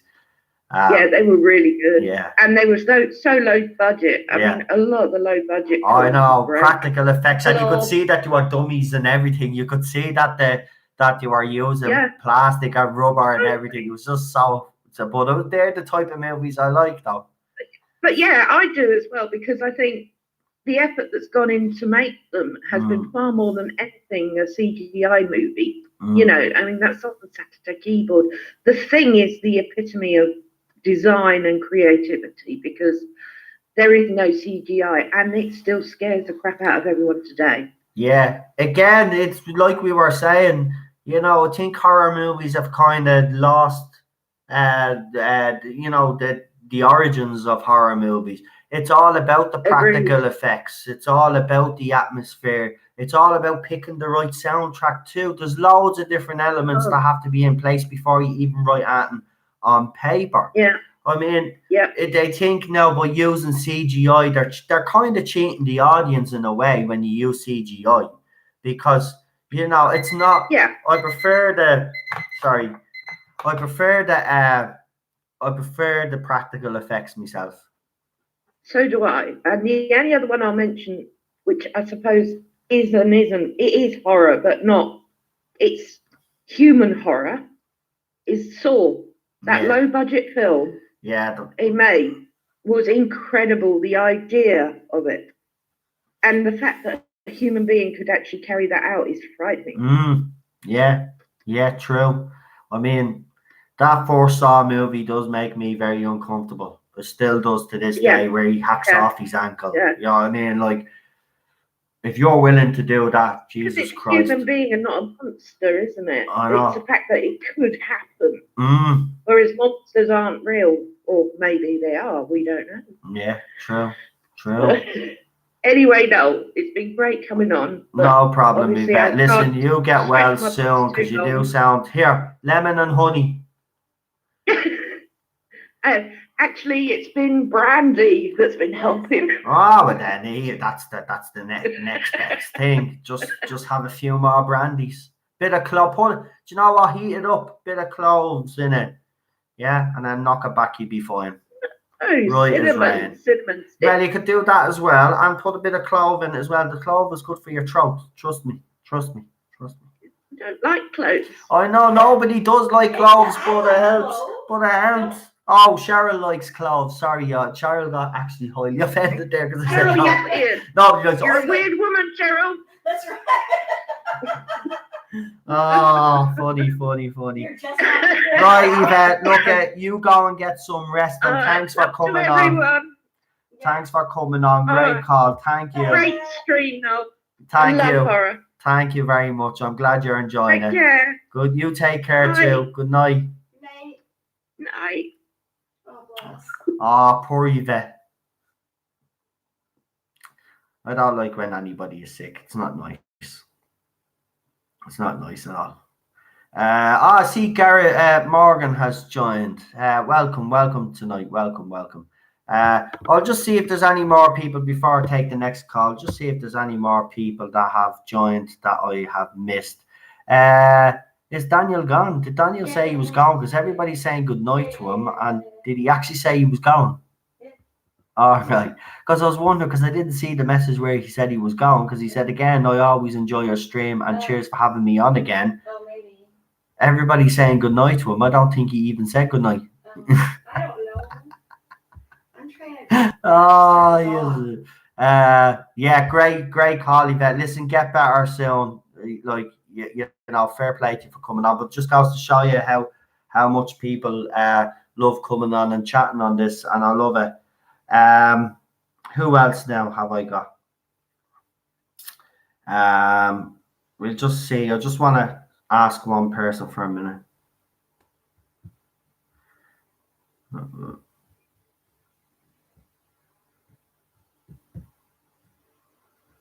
Right, just give us a second. Who else is here? We've got I've named everybody now, I think. Let's read some of the comments here. Everybody's saying, hope Cheryl Yvette gets well soon. Well done, guys. Great to see. Everybody looks out for each other on this. I love that. And even last night, a lot of people text me privately last night, and we won't go into details, but you know, as ourselves, it was at the end of the day, a lot of yous came and chatted to me last night, and I really appreciate everything that everybody has done for me. And you know what I'm talking about, but we won't talk about it any further. Who else is here? Did you say someone else joined?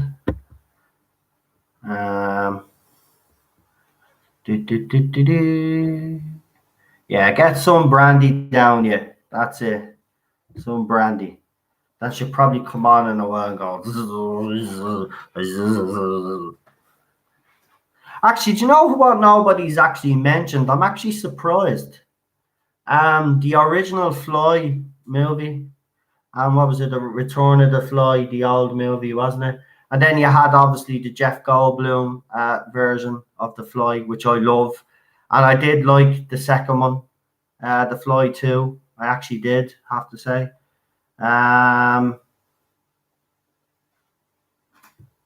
That's no problem, mate. I understand. You know, they'll know who I'm talking about. Right, well then, so next on is... I know, I already know. Okay. I already know who's next. What you call it? They text me, it was which is at the start, so which is even better because like then I know who's coming on and who's not coming on.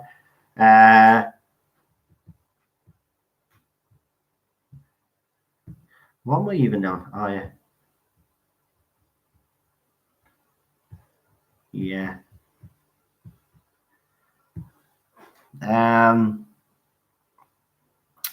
Yeah, so I like the Fly movies. I did like the second one, have to admit. Actually, the guy that was in it, Eric Stoltz, the guy that was also he was in the film was a Mask with Cher, but he was originally Marty McFly, and he basically the rumor was he was supposed to only film 3 weeks, but we've actually found out that he nearly filmed the whole bloody movie. There was six weeks into filming when they decided to drop him. He's never spoke about the movie since. He actually pretends that it doesn't exist anymore, which is sad. But I will say, I'm a fan of the original trilogy of Back to the Future. But there's something in the back of me head that wants to actually see his version, to see how different it actually was. And I think the fans of Back to the Future should actually campaign for that movie to be released. I think it was very bad on Eric, to be honest, for them to do that. Don't get me wrong, we love Michael J. Fox, and I can see why they did it, but I want to see that darker version. I'm being honest. Eric is more of a method actor, and that's what he was bringing to it. And it'd be I'd be very interested to see that version. It won't, not to take away from the original, because it never will. It's just, I'd just like to see, I just want to see if I would have actually enjoyed it, because you do from the minute you put on Back to the Future, from the 4 seconds right up, you're enjoying it. You have a big smile on your face. I just want to see what his I don't know what it is. There's just something about it. All right, I'm gonna bring on my next caller.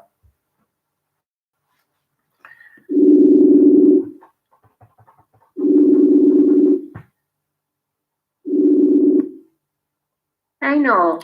How are you? How are you doing? It's Blue Bonnet Hoovian, by the way, guys. So just in case you all ask me, who was it? Who was it? It's Blue Bonnet Hoovian. Welcome to the live stream. So, favorite horror movies, if you have any. Oh, I have a whole list. I've been looking forward to this all day. Right.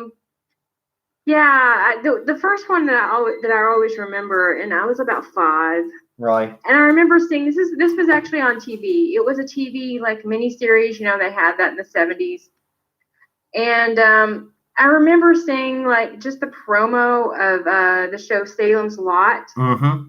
I don't know if you remember that movie with David Soul. It had James Mason. Mm-hmm. And I remember being very creeped out by the scene where I guess it's the brother, or it's one of the, I think it's the brother or the friend in the show, and he's like floating in front of the window, and he's scratching and I just remember being very affected by that. And even after seeing it years later, I think a few years ago, I think I found it on YouTube and I watched it. It was still very creepy and very atmospheric. And something that I think that horror is missing these days is that, the creepiness and the atmospheric. And it was one of those vampire movies that before all the Twilight thing, where the vampires were really, really, really scary. Yeah. And something that I think in movies is in the vampire movies and all that genre is missing today is just the scare factor.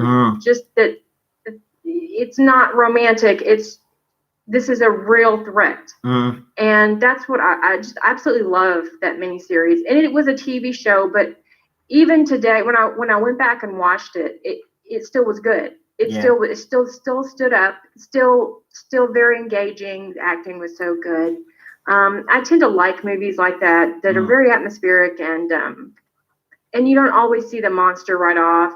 It's kind of a slow burn, but once you see it, I mean, it makes a bigger impact. And the other movies that I like generally, looking at my list, it's like they're mostly from the 70s and early 80s.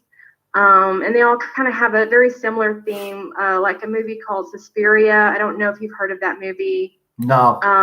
It was a movie in the 70s. It was directed by an Italian filmmaker named Dario Argento. And it was the same thing, very, very creepy camera work. It took place in a ballet school in Germany. And the whole thing is this American girl goes there to learn, but she figures out there's something very odd and creepy going on. And I won't reveal it because it's definitely worth a watch. They remade it with Dakota Johnson on Prime, and I watched that one, and it was good, but it didn't have the same atmospheric camera work that this show actually had. And definitely a good one to watch is that one if you've never seen it. But I mean, of course, I like The Exorcist. One of my other favorite films is Phantasm. I don't know if you've seen that show. It's 1979. No. A really cool show. A movie called Burnt Offerings. I don't know if anyone in the chat has heard of that movie. Had Betty Davis, Oliver Reed. It was directed by Dan Curtis, who also directed Dark Shadows. And just very, very, all these shows had a certain atmosphere that I feel that is missing in newer horror movies. I don't know if you've seen any of those, but again, I like The Omen, Rosemary's Baby, all of those good ones. But again, all my films basically follow the same formula pretty much. It's basically usually based on a true story or, and that type of thing. But just The Omen, those kind of movies. Any horror movies out there that you've watched that you've went, oh, no, pure utter crap. Never watch again. Oh, just pure utter crap? Yeah, me, Blair Witch Project 2, The House of Shadows, as I said. And you had mentioned a movie earlier, Hellraiser, and I'd seen bits and pieces of that, and believe it or not, just about a month ago, I watched that for the first time. I'd never seen it before, which is, my husband was like, "What? You haven't seen that?" I'm like, "No, I haven't seen that movie."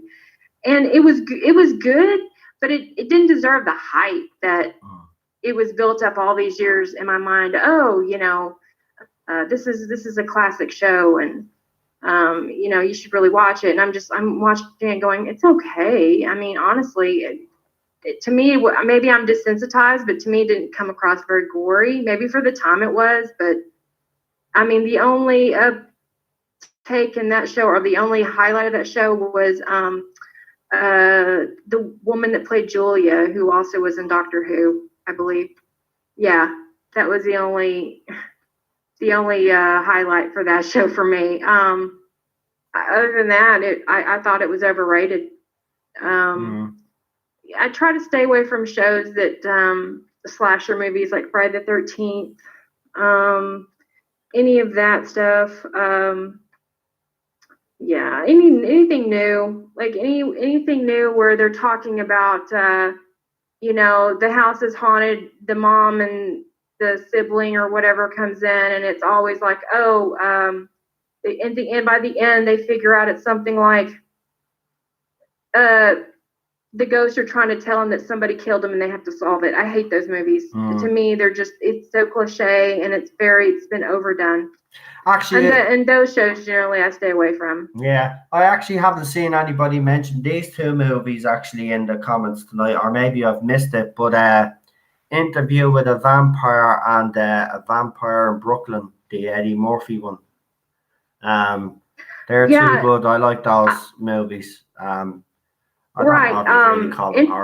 Interview was a good movie. I was at the time, I was very excited when that came out because I was really into all the books. I read all of them.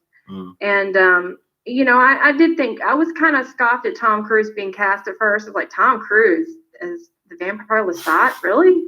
But when I watched it, he was really good in it. And I thought it was an underrated movie. But I mean, it was good. I don't think I've ever seen Vampire in Brooklyn all the way through.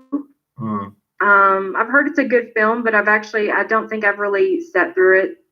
Yeah, it's not. It's as I think Paul has actually said it there. Vampire in Brooklyn wasn't really scary. No, it wasn't really scary, but it actually is a good vampire. I think it's a good vampire movie. Did anybody see the follow-up actually to Interview with a Vampire? It was called Queen of the Damned. It starred the late. Yes, and I actually like that. I actually really like that movie, and it's probably pretty controversial because a lot of people hated it. But I actually enjoyed Stuart Townsend in that role. Yeah, I thought he was underrated. Yeah, I actually like that You movie. know, I do myself now, I have to say.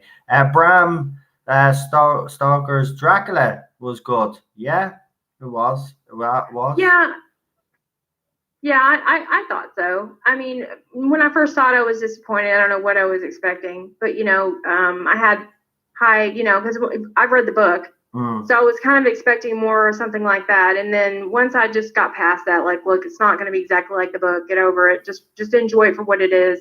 I actually enjoy that movie now. I thought Gary Oldman made a good Dracula. Yeah. I thought that was a good show. The other vampire show that I watched recently that I really liked, but it was more of an action kind of show, was that show Dracula Untold. That was actually a really, really, really good show. More of an action film, but still it still was it's a very good show. If you haven't watched that movie, that's also a good vampire show. Kind of underrated, newer show, but underrated. The Nerdaholic I've says. seen. Yeah, go ahead. Go. Sorry, go. No. Go ahead. The Nerdaholic What were you says gonna say? Queen of the Damned. Oh, yeah, that was the one with Alea. Yeah, she died in that. Didn't she die in that plane crash or something? Yeah, Yeah, I think she died right after that movie was filmed. And she was good in it too. I thought she played a good Akasha, and yeah, I really do like that movie. It's one of those movies you tell people you like that movie. Yeah, I think it was really good. I just think people can get caught up, and if it has to be exactly like the book. And first of all, Hollywood is not going to make anything just like the book. I mean, there's going to be some differences. It's just the way it is. You just have to look at it for what it is and enjoy it.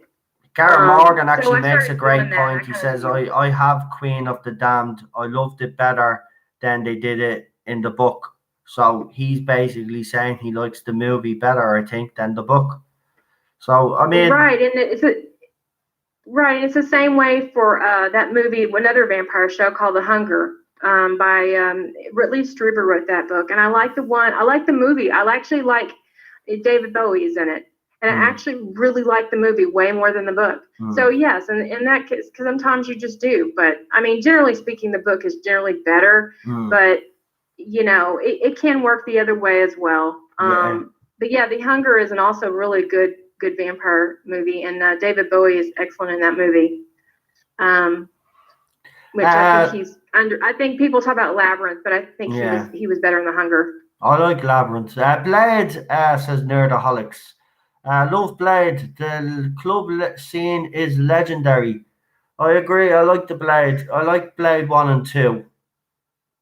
Yeah, I did see that. I saw the first one. I don't think I've seen the second one, but I've seen the first one in the theater, and I really liked it. And I know they're remaking it, and they're just gonna like make it a PG-13 type of show. And it's like Blade doesn't need to be PG-13; it needs to be an R-rated movie. Exactly, like Deadpool. It needs to have that violence in it. That's what Blade. It's right. That ultra violence. It needs it. If it doesn't have that, it's not going to work. Right, and they're also we're talking about, well, and this is kind of off the subject of horror movies, but they were talking about making Deadpool like a little bit more family friendly, since they're trying to bring it into the universe, which I also think is a mistake, but that's a whole other subject. Oh God! But it's kind of the same thing. They're trying to make it family friendly. Not everything has to be family friendly, and especially horror. I'm very particular about that, because especially with Blade, that's a show, and it shouldn't probably be remade to begin with. I thought Wesley Snipes did a good enough job. Yeah. I don't really think it needs to be remade. I agree with you. I know the third one was a bit, Blade Trinity was ridiculous. But I mean, the first two, and Wesley Snipes was good as Blade. I don't know. Blade is coming back. Yeah, Blade is coming back. Yeah. So Paul says Blade. I mean, the actor looks okay. It's just, I mean, why are you trying? I mean, I guess because they want to the merchandise, they want to gear it towards like kids buying it. But really, I mean, how many little kids are going to be buying like Blade stuff? It's going to be mostly people our age or a little younger. It's not going to be kids. So yeah, leave it alone. Yeah, I think I read something as well that he's going to be I don't know why they're even bringing religion into it, but apparently he's going to be the first Muslim or something, Muslim hero or some anti-hero or some crap like that. God. Like, oh God, why? You don't even need to be even bringing that shit into it. Just make a good Blade movie or TV show or whatever the bloody crap it is. I don't know what it is. But Leave religion and politics out of it. Exactly. Leave it all out of it. It's a movie, and unless it's about religion, and it's like a true story about some religious leader, leave it out. I don't want it. No.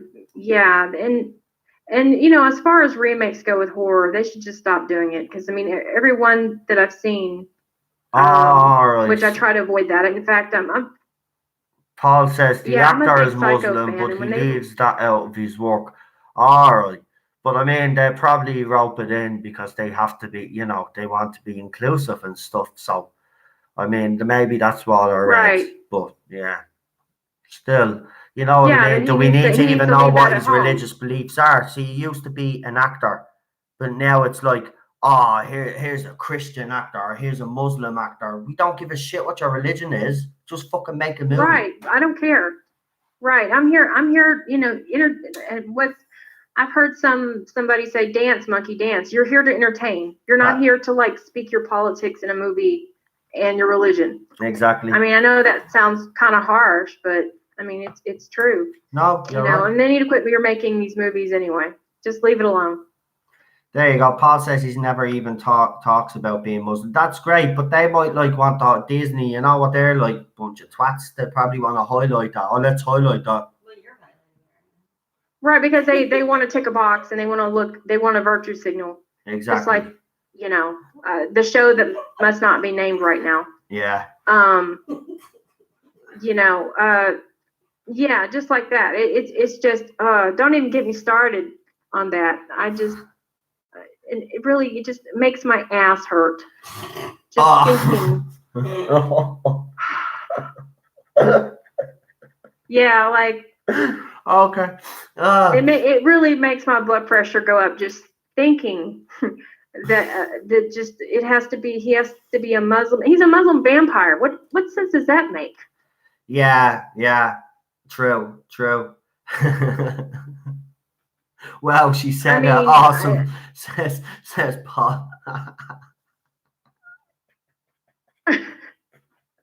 Oh God. This okay. Right, let's get back control. Right, Blade isn't going to be Muslim. Right, I know. Right, I probably read they probably brought his religion up in the article, and I'm after getting confused. The actor is right, grand. So we got it. So the actor is Muslim, but Blade is not going to be Muslim. We got it. Okay. I was confused. It still doesn't matter anyway. Okay. You know, the fact that they have to even mention his religion is the fact that I'm actually bringing up. We don't care. Why can't you just say actor, whatever his name is going to star in a new Blade movie? Whip-de-doo that day. You know? Right. Right. What does it have to be? You know, I mean, they don't say Christian Kirk Cameron is going to, you know, it's ridiculous. Yeah. I mean, stop with the labels already. You know, you're getting paid to do a job. That's it. Bottom line. That's right. Kirk Cameron. But yeah, this is stop the remakes. I mean, enough already. I mean, we just, you know, they did it with Halloween, which I actually refuse to watch. And don't get me wrong, I can't even remember his name right now. But the guy that remade Halloween, I respect him. I just Rob Zombie, don't mess with it. Rob Zombie, right? Don't mess with Carpenter. You should just leave it alone. It's perfect the way it is. It doesn't need to be remade. None of these shows. I mean, they remade Psycho, and that was a horrible remake. Yeah. Of a classic. So yeah, stop with the remakes. Let's just keep the original. Be original. You know, come up with your own ideas. Quit trying to like go back to the 70s and get all their ideas because you just have nothing left. That's where we're at. Yeah. I mean, it's just like Hollywood has just decided that, you know, everything just has to be remakes. It's not just happening with one genre. It's happening with them all. I wouldn't be Right, it surprised is. now if they start. I mean, I know the Nightmare on Elm Street reboot didn't go as they planned, but don't be surprised if they do the whole Nightmare on Elm Street again. Seriously. Oh yeah, and the first three were good. Mm. After that, they became crap.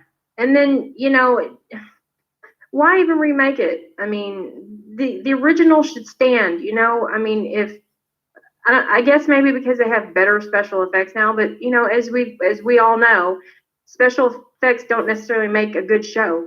Yeah. I mean, just watching classic Doctor Who can tell you that. Yeah. So yeah, I mean, just leave it alone. I mean, there might be a few that probably, I mean, unless it's made in the 1940s and 50s, yeah, maybe. But even then, they're going to mess it up with bad actors. Yeah. Yeah, they'll just pick them because of their ideology and beliefs. They don't pick talented people anymore.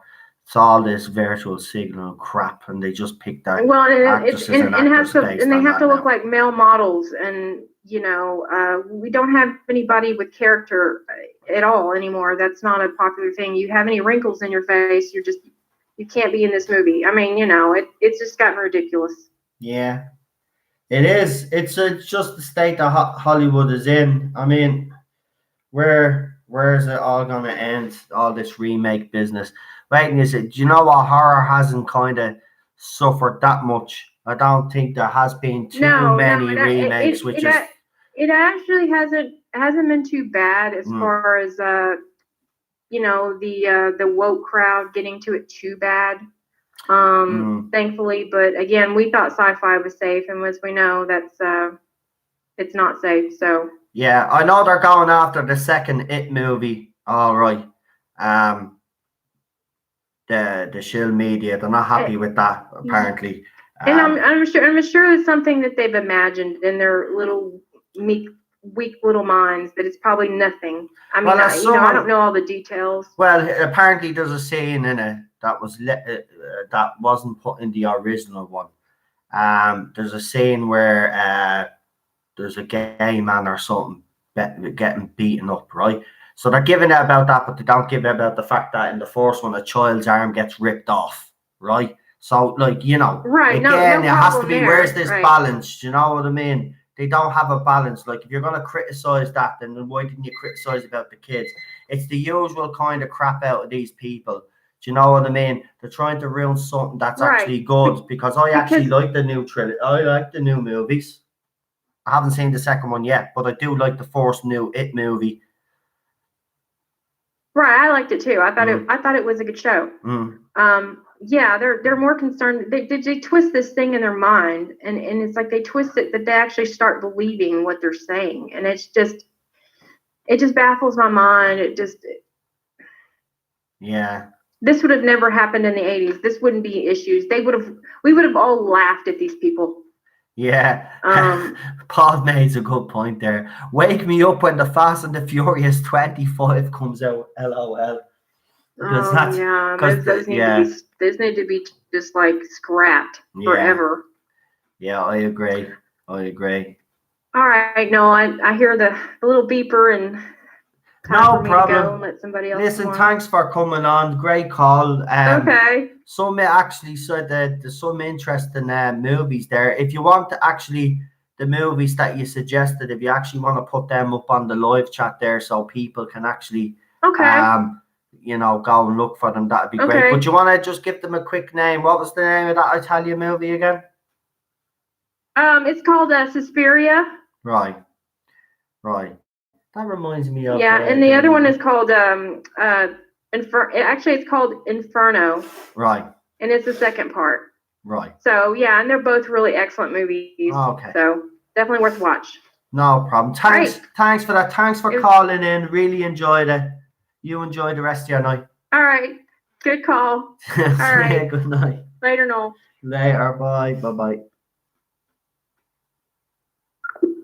And that was Blue Bonnet Hoovian. Great call as usual. Yes.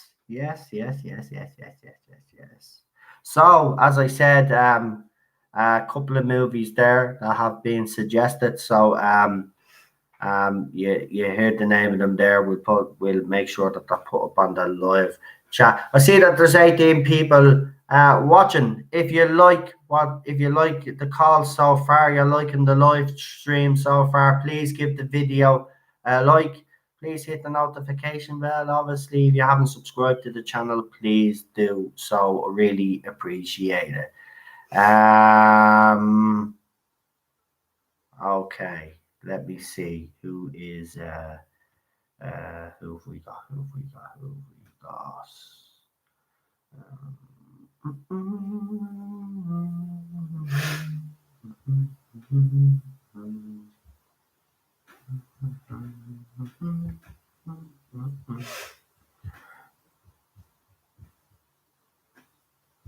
Okay, I'll just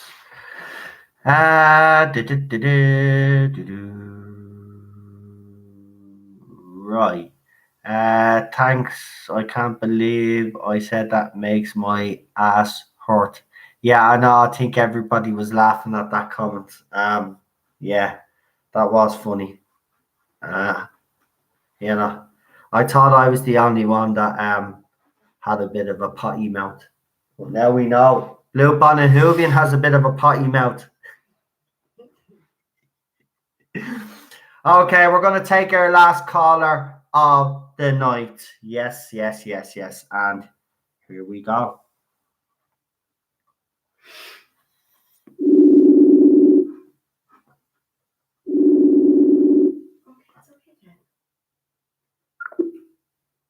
Oh. Okay. I don't know what happened there. We'll just give them a second, see what happens.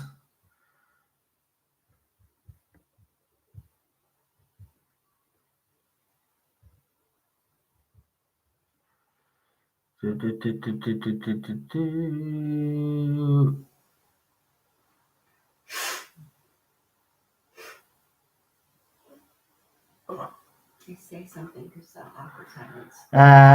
Yeah, no, it's grand sorted. Not awkward silence. Is there an awkward silence? Is there an awkward silence? Hello, darkness, my old friend.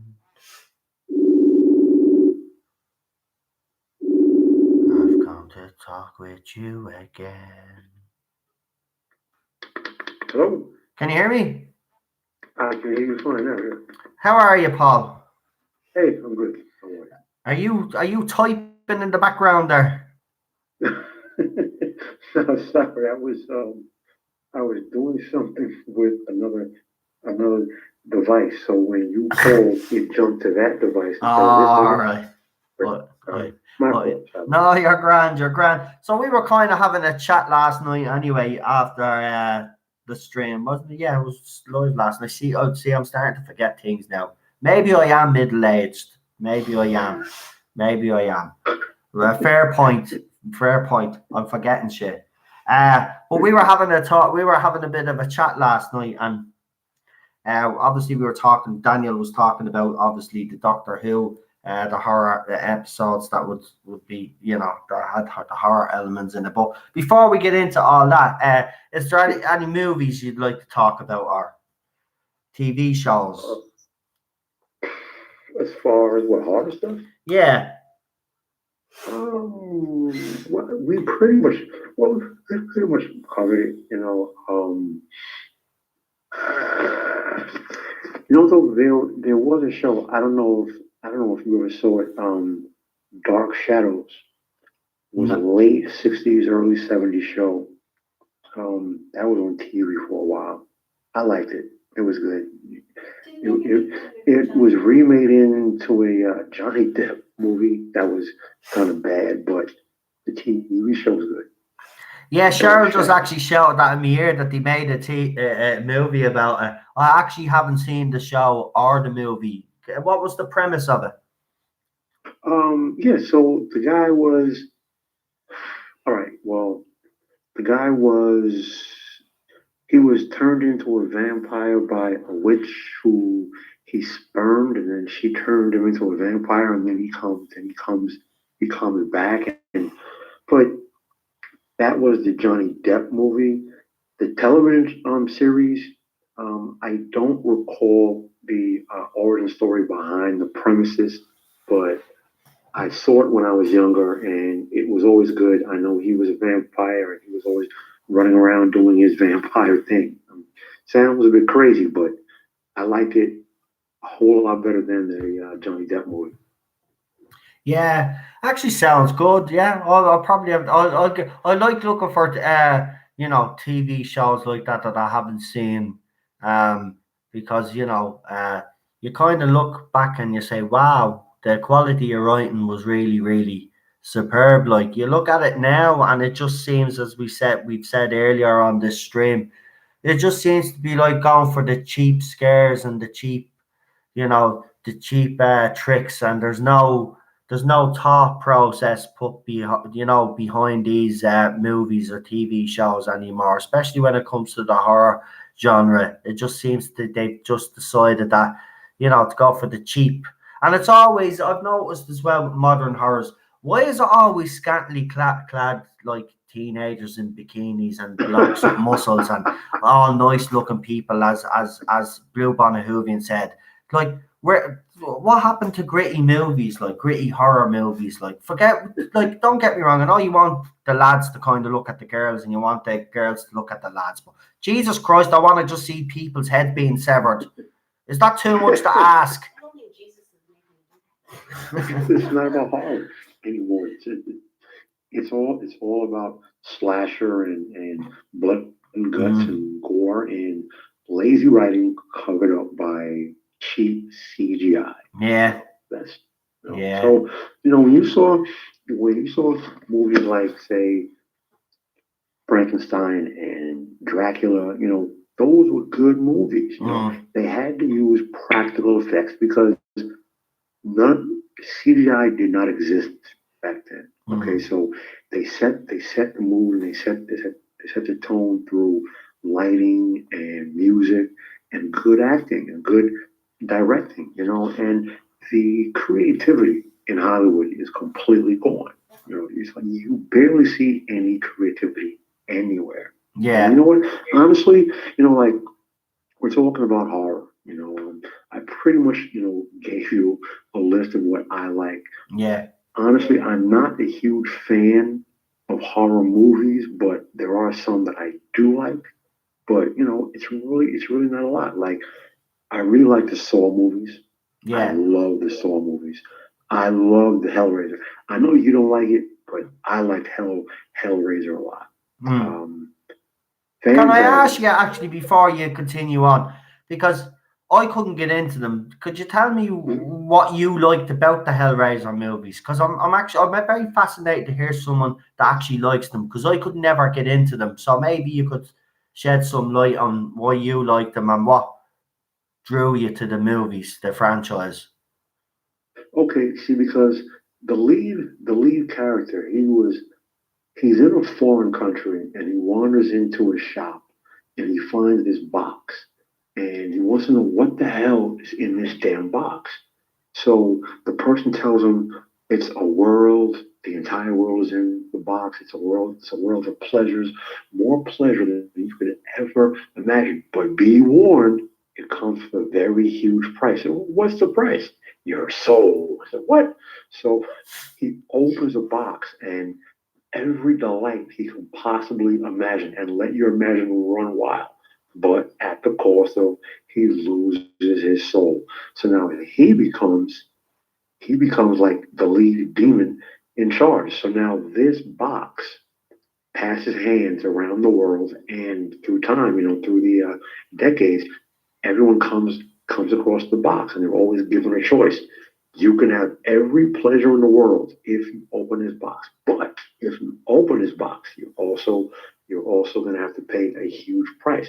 So every person, they open the box and they get all kinds of pleasures, but then he also tortures them down in hell. It's great. It's amazing. Yeah, I've watched the first one. I remember vaguely all right, but again, I don't know. I think Nightmare on Elm Street was kind of out at the same kind of time, and they were the movies that I was kind of drawn to. Yeah. Yeah. See, for me personally, Hellraiser to me is more cerebral. Okay, it's more. Yeah, to me, it's more cerebral. It's not straight gore and blood and guts. Like that never appealed to me. Like Friday the 13th bored me to tears. Texas Chainsaw Massacre bored me to tears. You know, Halloween to me it's corny, but The Fog, I love The Fog. Yeah. I liked The Birds. Even this movie from the 1950s called Them. I mean, giant radioactive ants would not work in this day and age at all. They would CGI the hell out of it. But back then, awesome. Loved it as a kid growing up. It worked great. What about I was just thinking because you said something there and then it something clicked in my head. There was a movie that popped into my head and I know it's at the going. Oh Jesus, what was it? There was a movie. Yeah. No, can't think of it. It's gone. My mind's still, it's that middle-aged business. I'll probably have Alzheimer's now or something. Jesus. Go ahead anyway. Go on.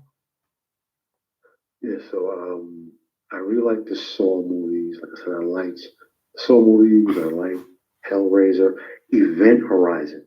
Very disturbing movie, but I liked it because I like anything where you have to think to follow the story and pay attention. Now it gets a bit blood and guts, which is not my thing, but they don't get overly crazy with it. It's there, but it's not overly crazy. But I do like it. There was another movie. It was a sci-fi. It was a sci-fi horror movie. I want to say it came out New Year's Day of 2000. I want to say it was called Sunlight or Solar or. Oh, was it Sunshine? The one with Killian? Is it Killian Murphy? Is it? You know what? All right, now that wasn't a movie I was thinking about, but I like that one too. Yeah, Cillian Murphy, where they're in this giant ship and they're going towards the sun. They have to relight the sun, and then there's this horror thing that's lived and it somehow came across. That one's good, but funny you mention it because the one I'm thinking about, it came out I think a couple of years earlier. I think it was earlier or later. But when I think about it, it's kind of the same premise, but I remember it starred and now her name Angela Bassett, right, and a few other actors. I like that one. If you ever get a chance to see Solaris, and not the remake with George Clooney, the original from the 1970s, made in Russia.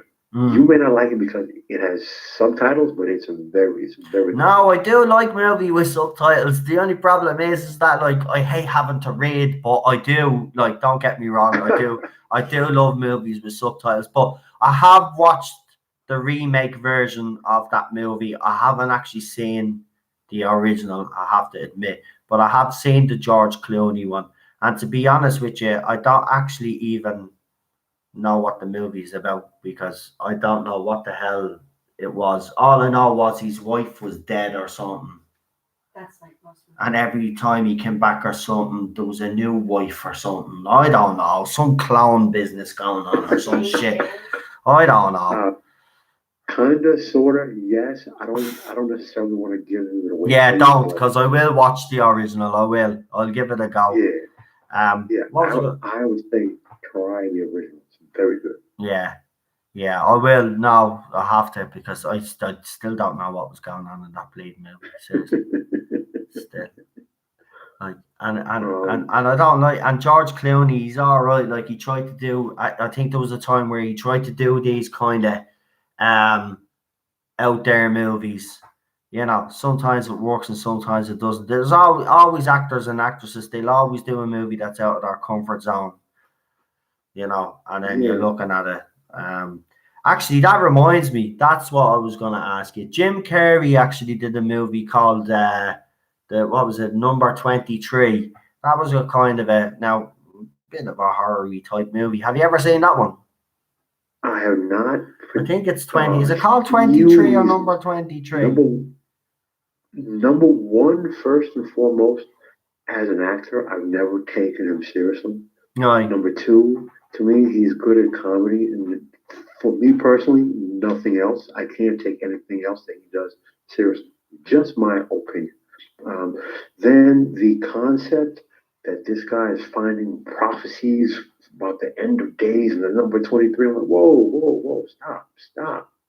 Listen, my tinfoil hat is a bit too tight to go on my head. So let's just pump the brakes with the whole end of days conspiracy and the number 23 thing. That's just a bit too far out for me personally. And Nerdaholic said, I think this is a great comment. Speaking of Clooney, Batman and Robin was pretty horrific. Yeah, that was a horror show, all right. That was actually a horror show. You know what? Let me tell you something. Batman and Robin was one of the worst movies I've ever seen. For years, I have been blaming Joel Schumacher for making that filth. It was sheer and utter filth. Now, I don't know if it was the other, like it was the you or Not My Doctor Who, maybe Steven River said they felt they can't kill the movie because they feel that the studio was wanted to move away from Tim Burton and appeal more to families and young kids and sell merchandise, and they couldn't do that with Batman and Batman Returns because they were too dark. Yeah. Fair enough. And I will say, Tim Burton himself said Batman Returns was not the movie he wanted to make. The studio wanted him to make a movie that was not as dark as Batman, even though Batman was up for several Academy Awards and Jack Nicholson won one. But, you know, studios, once they see a hit, oh, great. The first things they think, merchandise. How can we make more money? Yeah. And that means kids. And Tim Burton wanted to stay true to the original Dark Knight version, which had to be dark. So if that's the case, I understand why they did what they did, but Batman and Robin was sheer and utter filth. It was. I can't. Let's just talk about the nipples for a minute here. Right? The nipples on the Batsuit. Right? And I know this isn't horror, and we're kind of moving away from the horror element a little bit here. But we have to discuss those fucking nipples on that bleeding Batsuit. And another thing as well, what were they doing? I think, what's his name? Who was it? Joel Schumacher lost the run of himself as well with the fucking bleeding Batmobiles. Batmobiles going up the side of fucking buildings. What were you at? Well, bro, you know what? You have already been accused of being. Well, you know what? Let's not even go there. So let me say this in a different way. There was a scene in the movie where they suit up, and one of them is supposed to be Batman, and as he's suiting up, he's turning around and he's flashing you his sexy tight ass. Yeah. I knew you were going to say that. I am done. I wanted to see nothing more. Yeah. Like, okay, I could possibly, not really, but possibly look past the nipples on the suit. But that and that huge cod piece supposed to be athletic support a couple. You know what? I'm done. I had enough. By the way, just because Michelle says, "Oh, I can't believe you said that." The suit has nipples on it, right? I'm not actually saying about nipples. There's actually nipples on the Batsuit. It's actually quite. it's ridiculous, man. Prominent. And even about Joel Schumacher talked about it in interviews. Oh, what the hell, man! Though, brilliant. Oh, let me say, Arnie does have some amazing quotes in that movie, though. What killed the dinosaurs? The Ice Age. Cool party. Allow me to break the ice. Yeah. I don't know. Those are they wasted him though in that movie, I think. You know, they did waste his character. Mr. Freeze, or whatever he was called. That is actually a good fucking character, and the premise that he wanted to save his wife and all. Great, brilliant. But yeah, they were on rollerblades. They were supposed to be on ice, and you could see the rollerblades. That movie is just so fucking bad all round. And bat nipples. Bat nipples and sexy asses are not supposed to be part of Batman. Yeah, Alicia Silverstone was awful in Batman and Robin, but boy God, was she a hot woman. Oh my God. Since we're talking about the piece of filth that was Batman and Robin, let's equate this for one quick second to my favorite television show of all time, Doctor Who. Right. Batman was brilliant. Every superhero movie owes their current existence, to Batman. That was the first superhero movie that was taken seriously. The first. Not even the Superman movies. So, the studio forced Tim Burton to make Batman Returns the way it was. It was silly and it was childish. So now Batman Forever and Batman and Robin were silly, cartoonish, and the Batmobile lighting up with neon lights like you're in the middle of freaking Times Square. Pure and utter filth. Yeah. So now, childish and cartoonish and silly and over the top. And what has Doctor Who become? Childish, silly, cartoonish, and over the top. Okay, rant over. So, getting back to horror. Yeah. If we could for yeah, no problem. So, because I know you wanted to make the focus about horror. There's one story that for me it never worked. It never appealed to me, and honestly, it bored me. Horror of Fang Rock. But in all fairness, people keep telling me I need to rewatch it, so I'm going to rewatch it. Maybe fresh eyes will make me look at it differently. But as far as stories that I feel, I really think that Planet of Evil, Hand of Fear, the seeds of death, and even there's two of them. There's the Seeds of Doom from the Troughton era, which was about the ice warriors, and then the Seeds of Death, which was the Tom Baker story. If I'm correct on the title. So about the crinoid, the plant from outer space, and it takes over the guy at the mansion. Would have made a great horror story. The hand of fear. Yeah. Make a great. Sorry, I'm just looking at some of the comments there. Horror Fan Rock is good, but the lighthouse noise is annoying. LOL. Yeah, it goes through a bit of a lull as well. Paul, I mean, you probably won't come to a different conclusion, to be quite honest with you. You'll probably feel the same way. You'll probably appreciate what they tried to do in it. Okay. I thought it was a solid story. Look, I'm not going to say it was amazing. I just think, right. They could do more with it, though. If they were to do something with it today, they could actually do more. They could go back to that kind of story again. They could do it in New Who. I think it would work well in New Who. Not under, obviously, Whittaker, because she couldn't scare the pants off a bleeding fly. There are three very good stories that, in my opinion, three very underrated stories. Image of the Fendal. That terrified me when I was a little boy. A very good story, a very underrated story. I think that would work amazing as an on-film horror, or as an on-screen horror film. Image of the Fendal. The Stones of Blood also worked very well, I think. The Stones of Blood. And State of Decay is the only actual vampire story that I can think of throughout all the history of Doctor Who, but I think it worked very well. Yeah. So I mean, what nobody really spoke. I spoke with Daniel. We just finished up on this one, but nobody's really mentioned any New Who episodes. Now I've mentioned Midnight myself.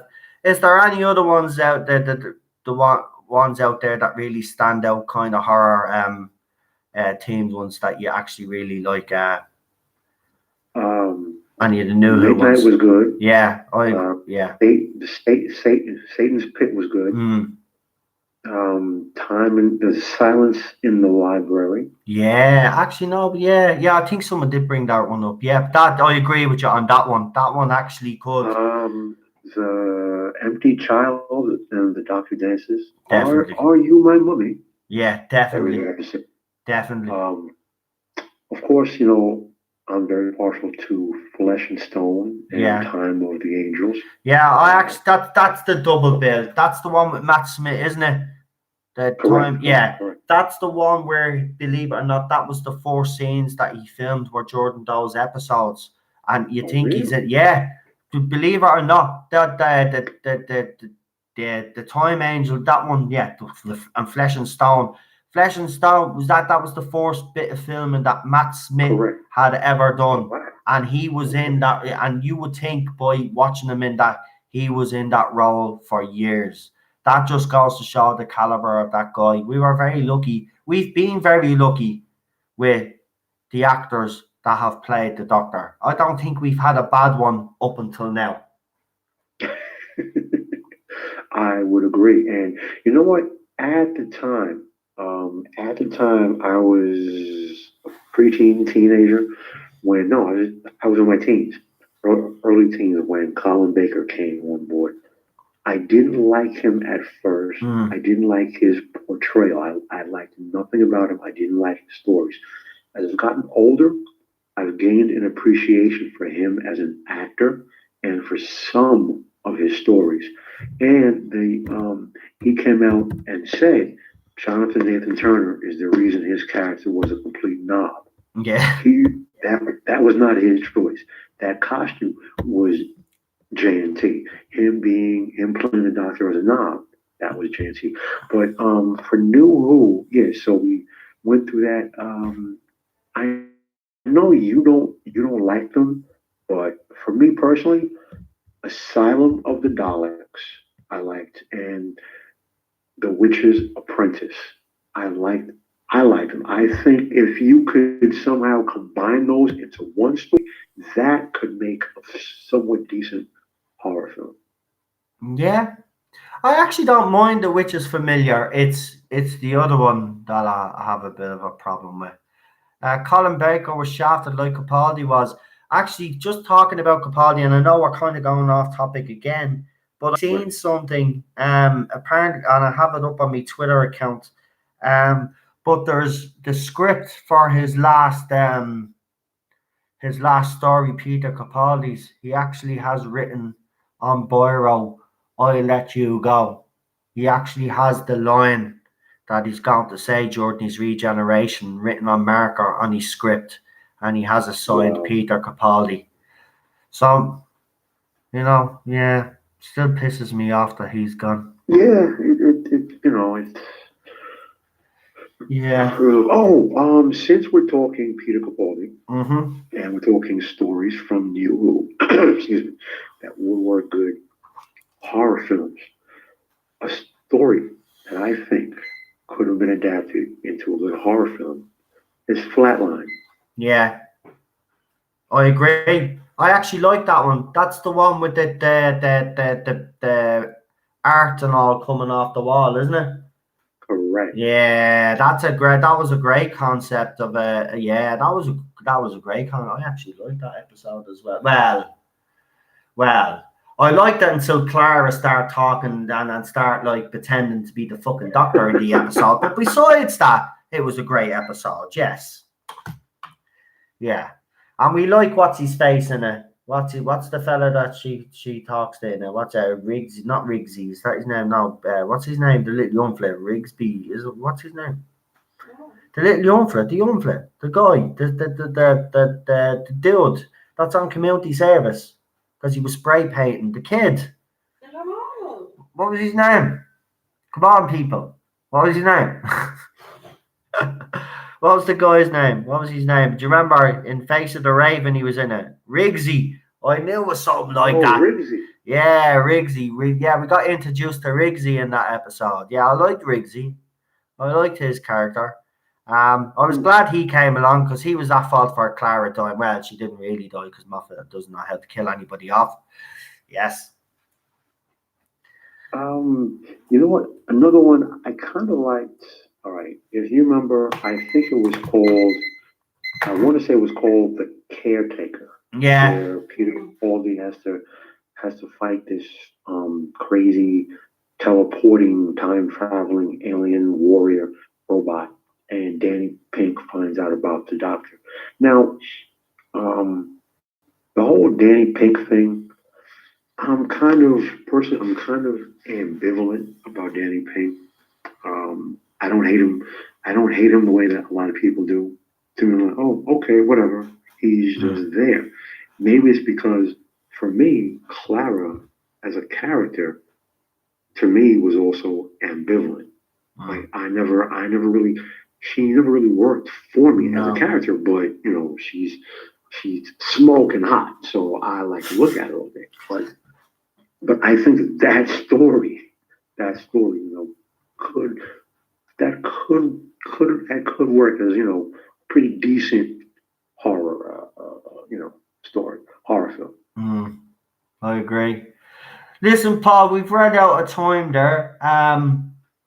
What you call a great call. I'm on again Wednesday, so if you'd like to come on Wednesday, just send us a text later on and let us know if you want to come on Wednesday, and we'll back to normal, back to Doctor Who. Well, whatever, we'll see what happens Wednesday anyway. I'm liking this kind of thing now, so we might, you know, do different topics. We've done horror tonight. We might do another genre during the week if people are actually up for that. You know, we don't have to just restrict, as I said, to Doctor Who all the time, but we can include Doctor Who in it, because I know there's some people tonight, I've seen it in the comments a few times, some people have felt a bit left out because we've spoke about horror tonight. I've tried to kind of rope Doctor Who in it a little bit as well to try make us feel part of it. But you know, I'm just trying to change it up a little bit to make it, you know, fresh every time. So listen, Paul, thanks for calling in tonight. I really appreciate it. Thanks for having me.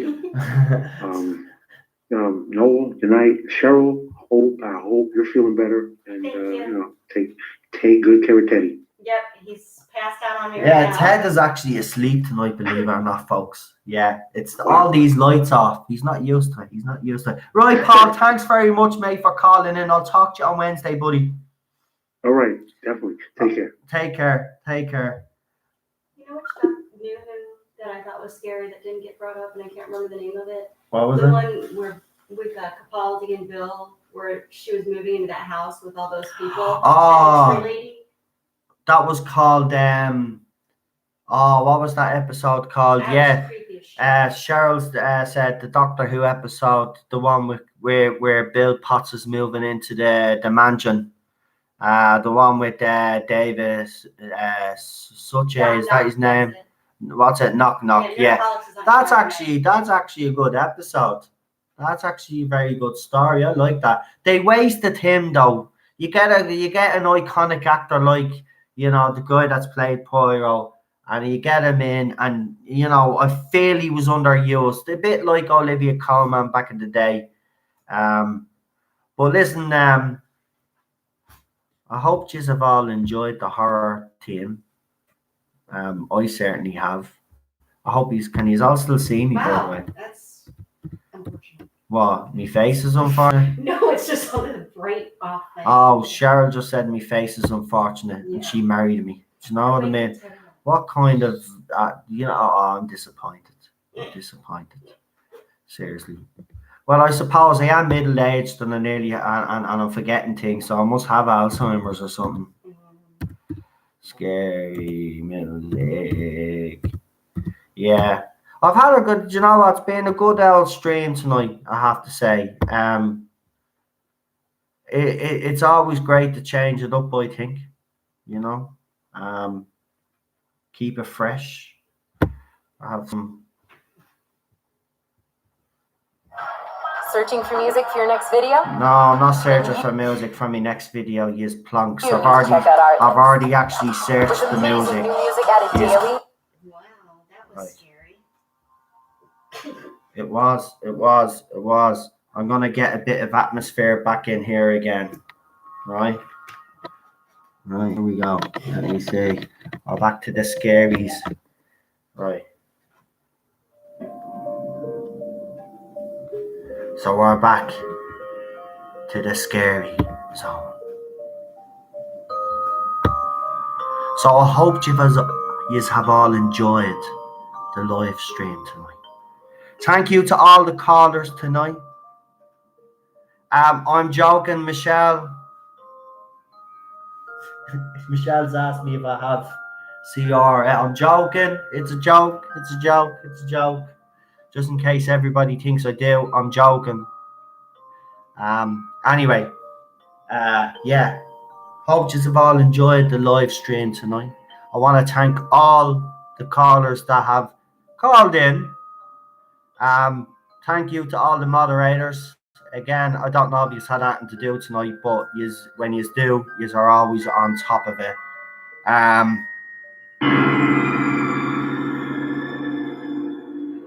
Oh yes. Yes. But all I just want to say is I want to thank every single person. As I said, for the last couple of days especially, you have been very, very supportive of me, of the channel, and thank you so much for your concern over Ted and Cheryl. It's meant a lot to the three of us, especially Ted. I'm sorry Ted couldn't come on too much for you tonight, but he's out cold. What you call it, and I'm not going to disturb him because when he's like that, he's actually good and that he can relax. You know, it's only when he's jumping around. Yeah, rest up, Glenn family. Love you all. Thank you. I appreciate it. Listen, I'm going to finish a little bit early tonight. I'm going to spend a bit of time with Cheryl before she goes to bed and stuff. Watch something together. So thank you all for joining me. I hope you just have enjoyed this team stream. Oh, something happened there. Oh no, what did I do? Well, what did you do? I don't know. What, you did something to the stream? Oh, Cheryl did something. She blocked out. Say she left real quick. See that? Like she's gone. She's the first one gone, folks. She's gone. It's like I'm gone. You're finished. I'm gone.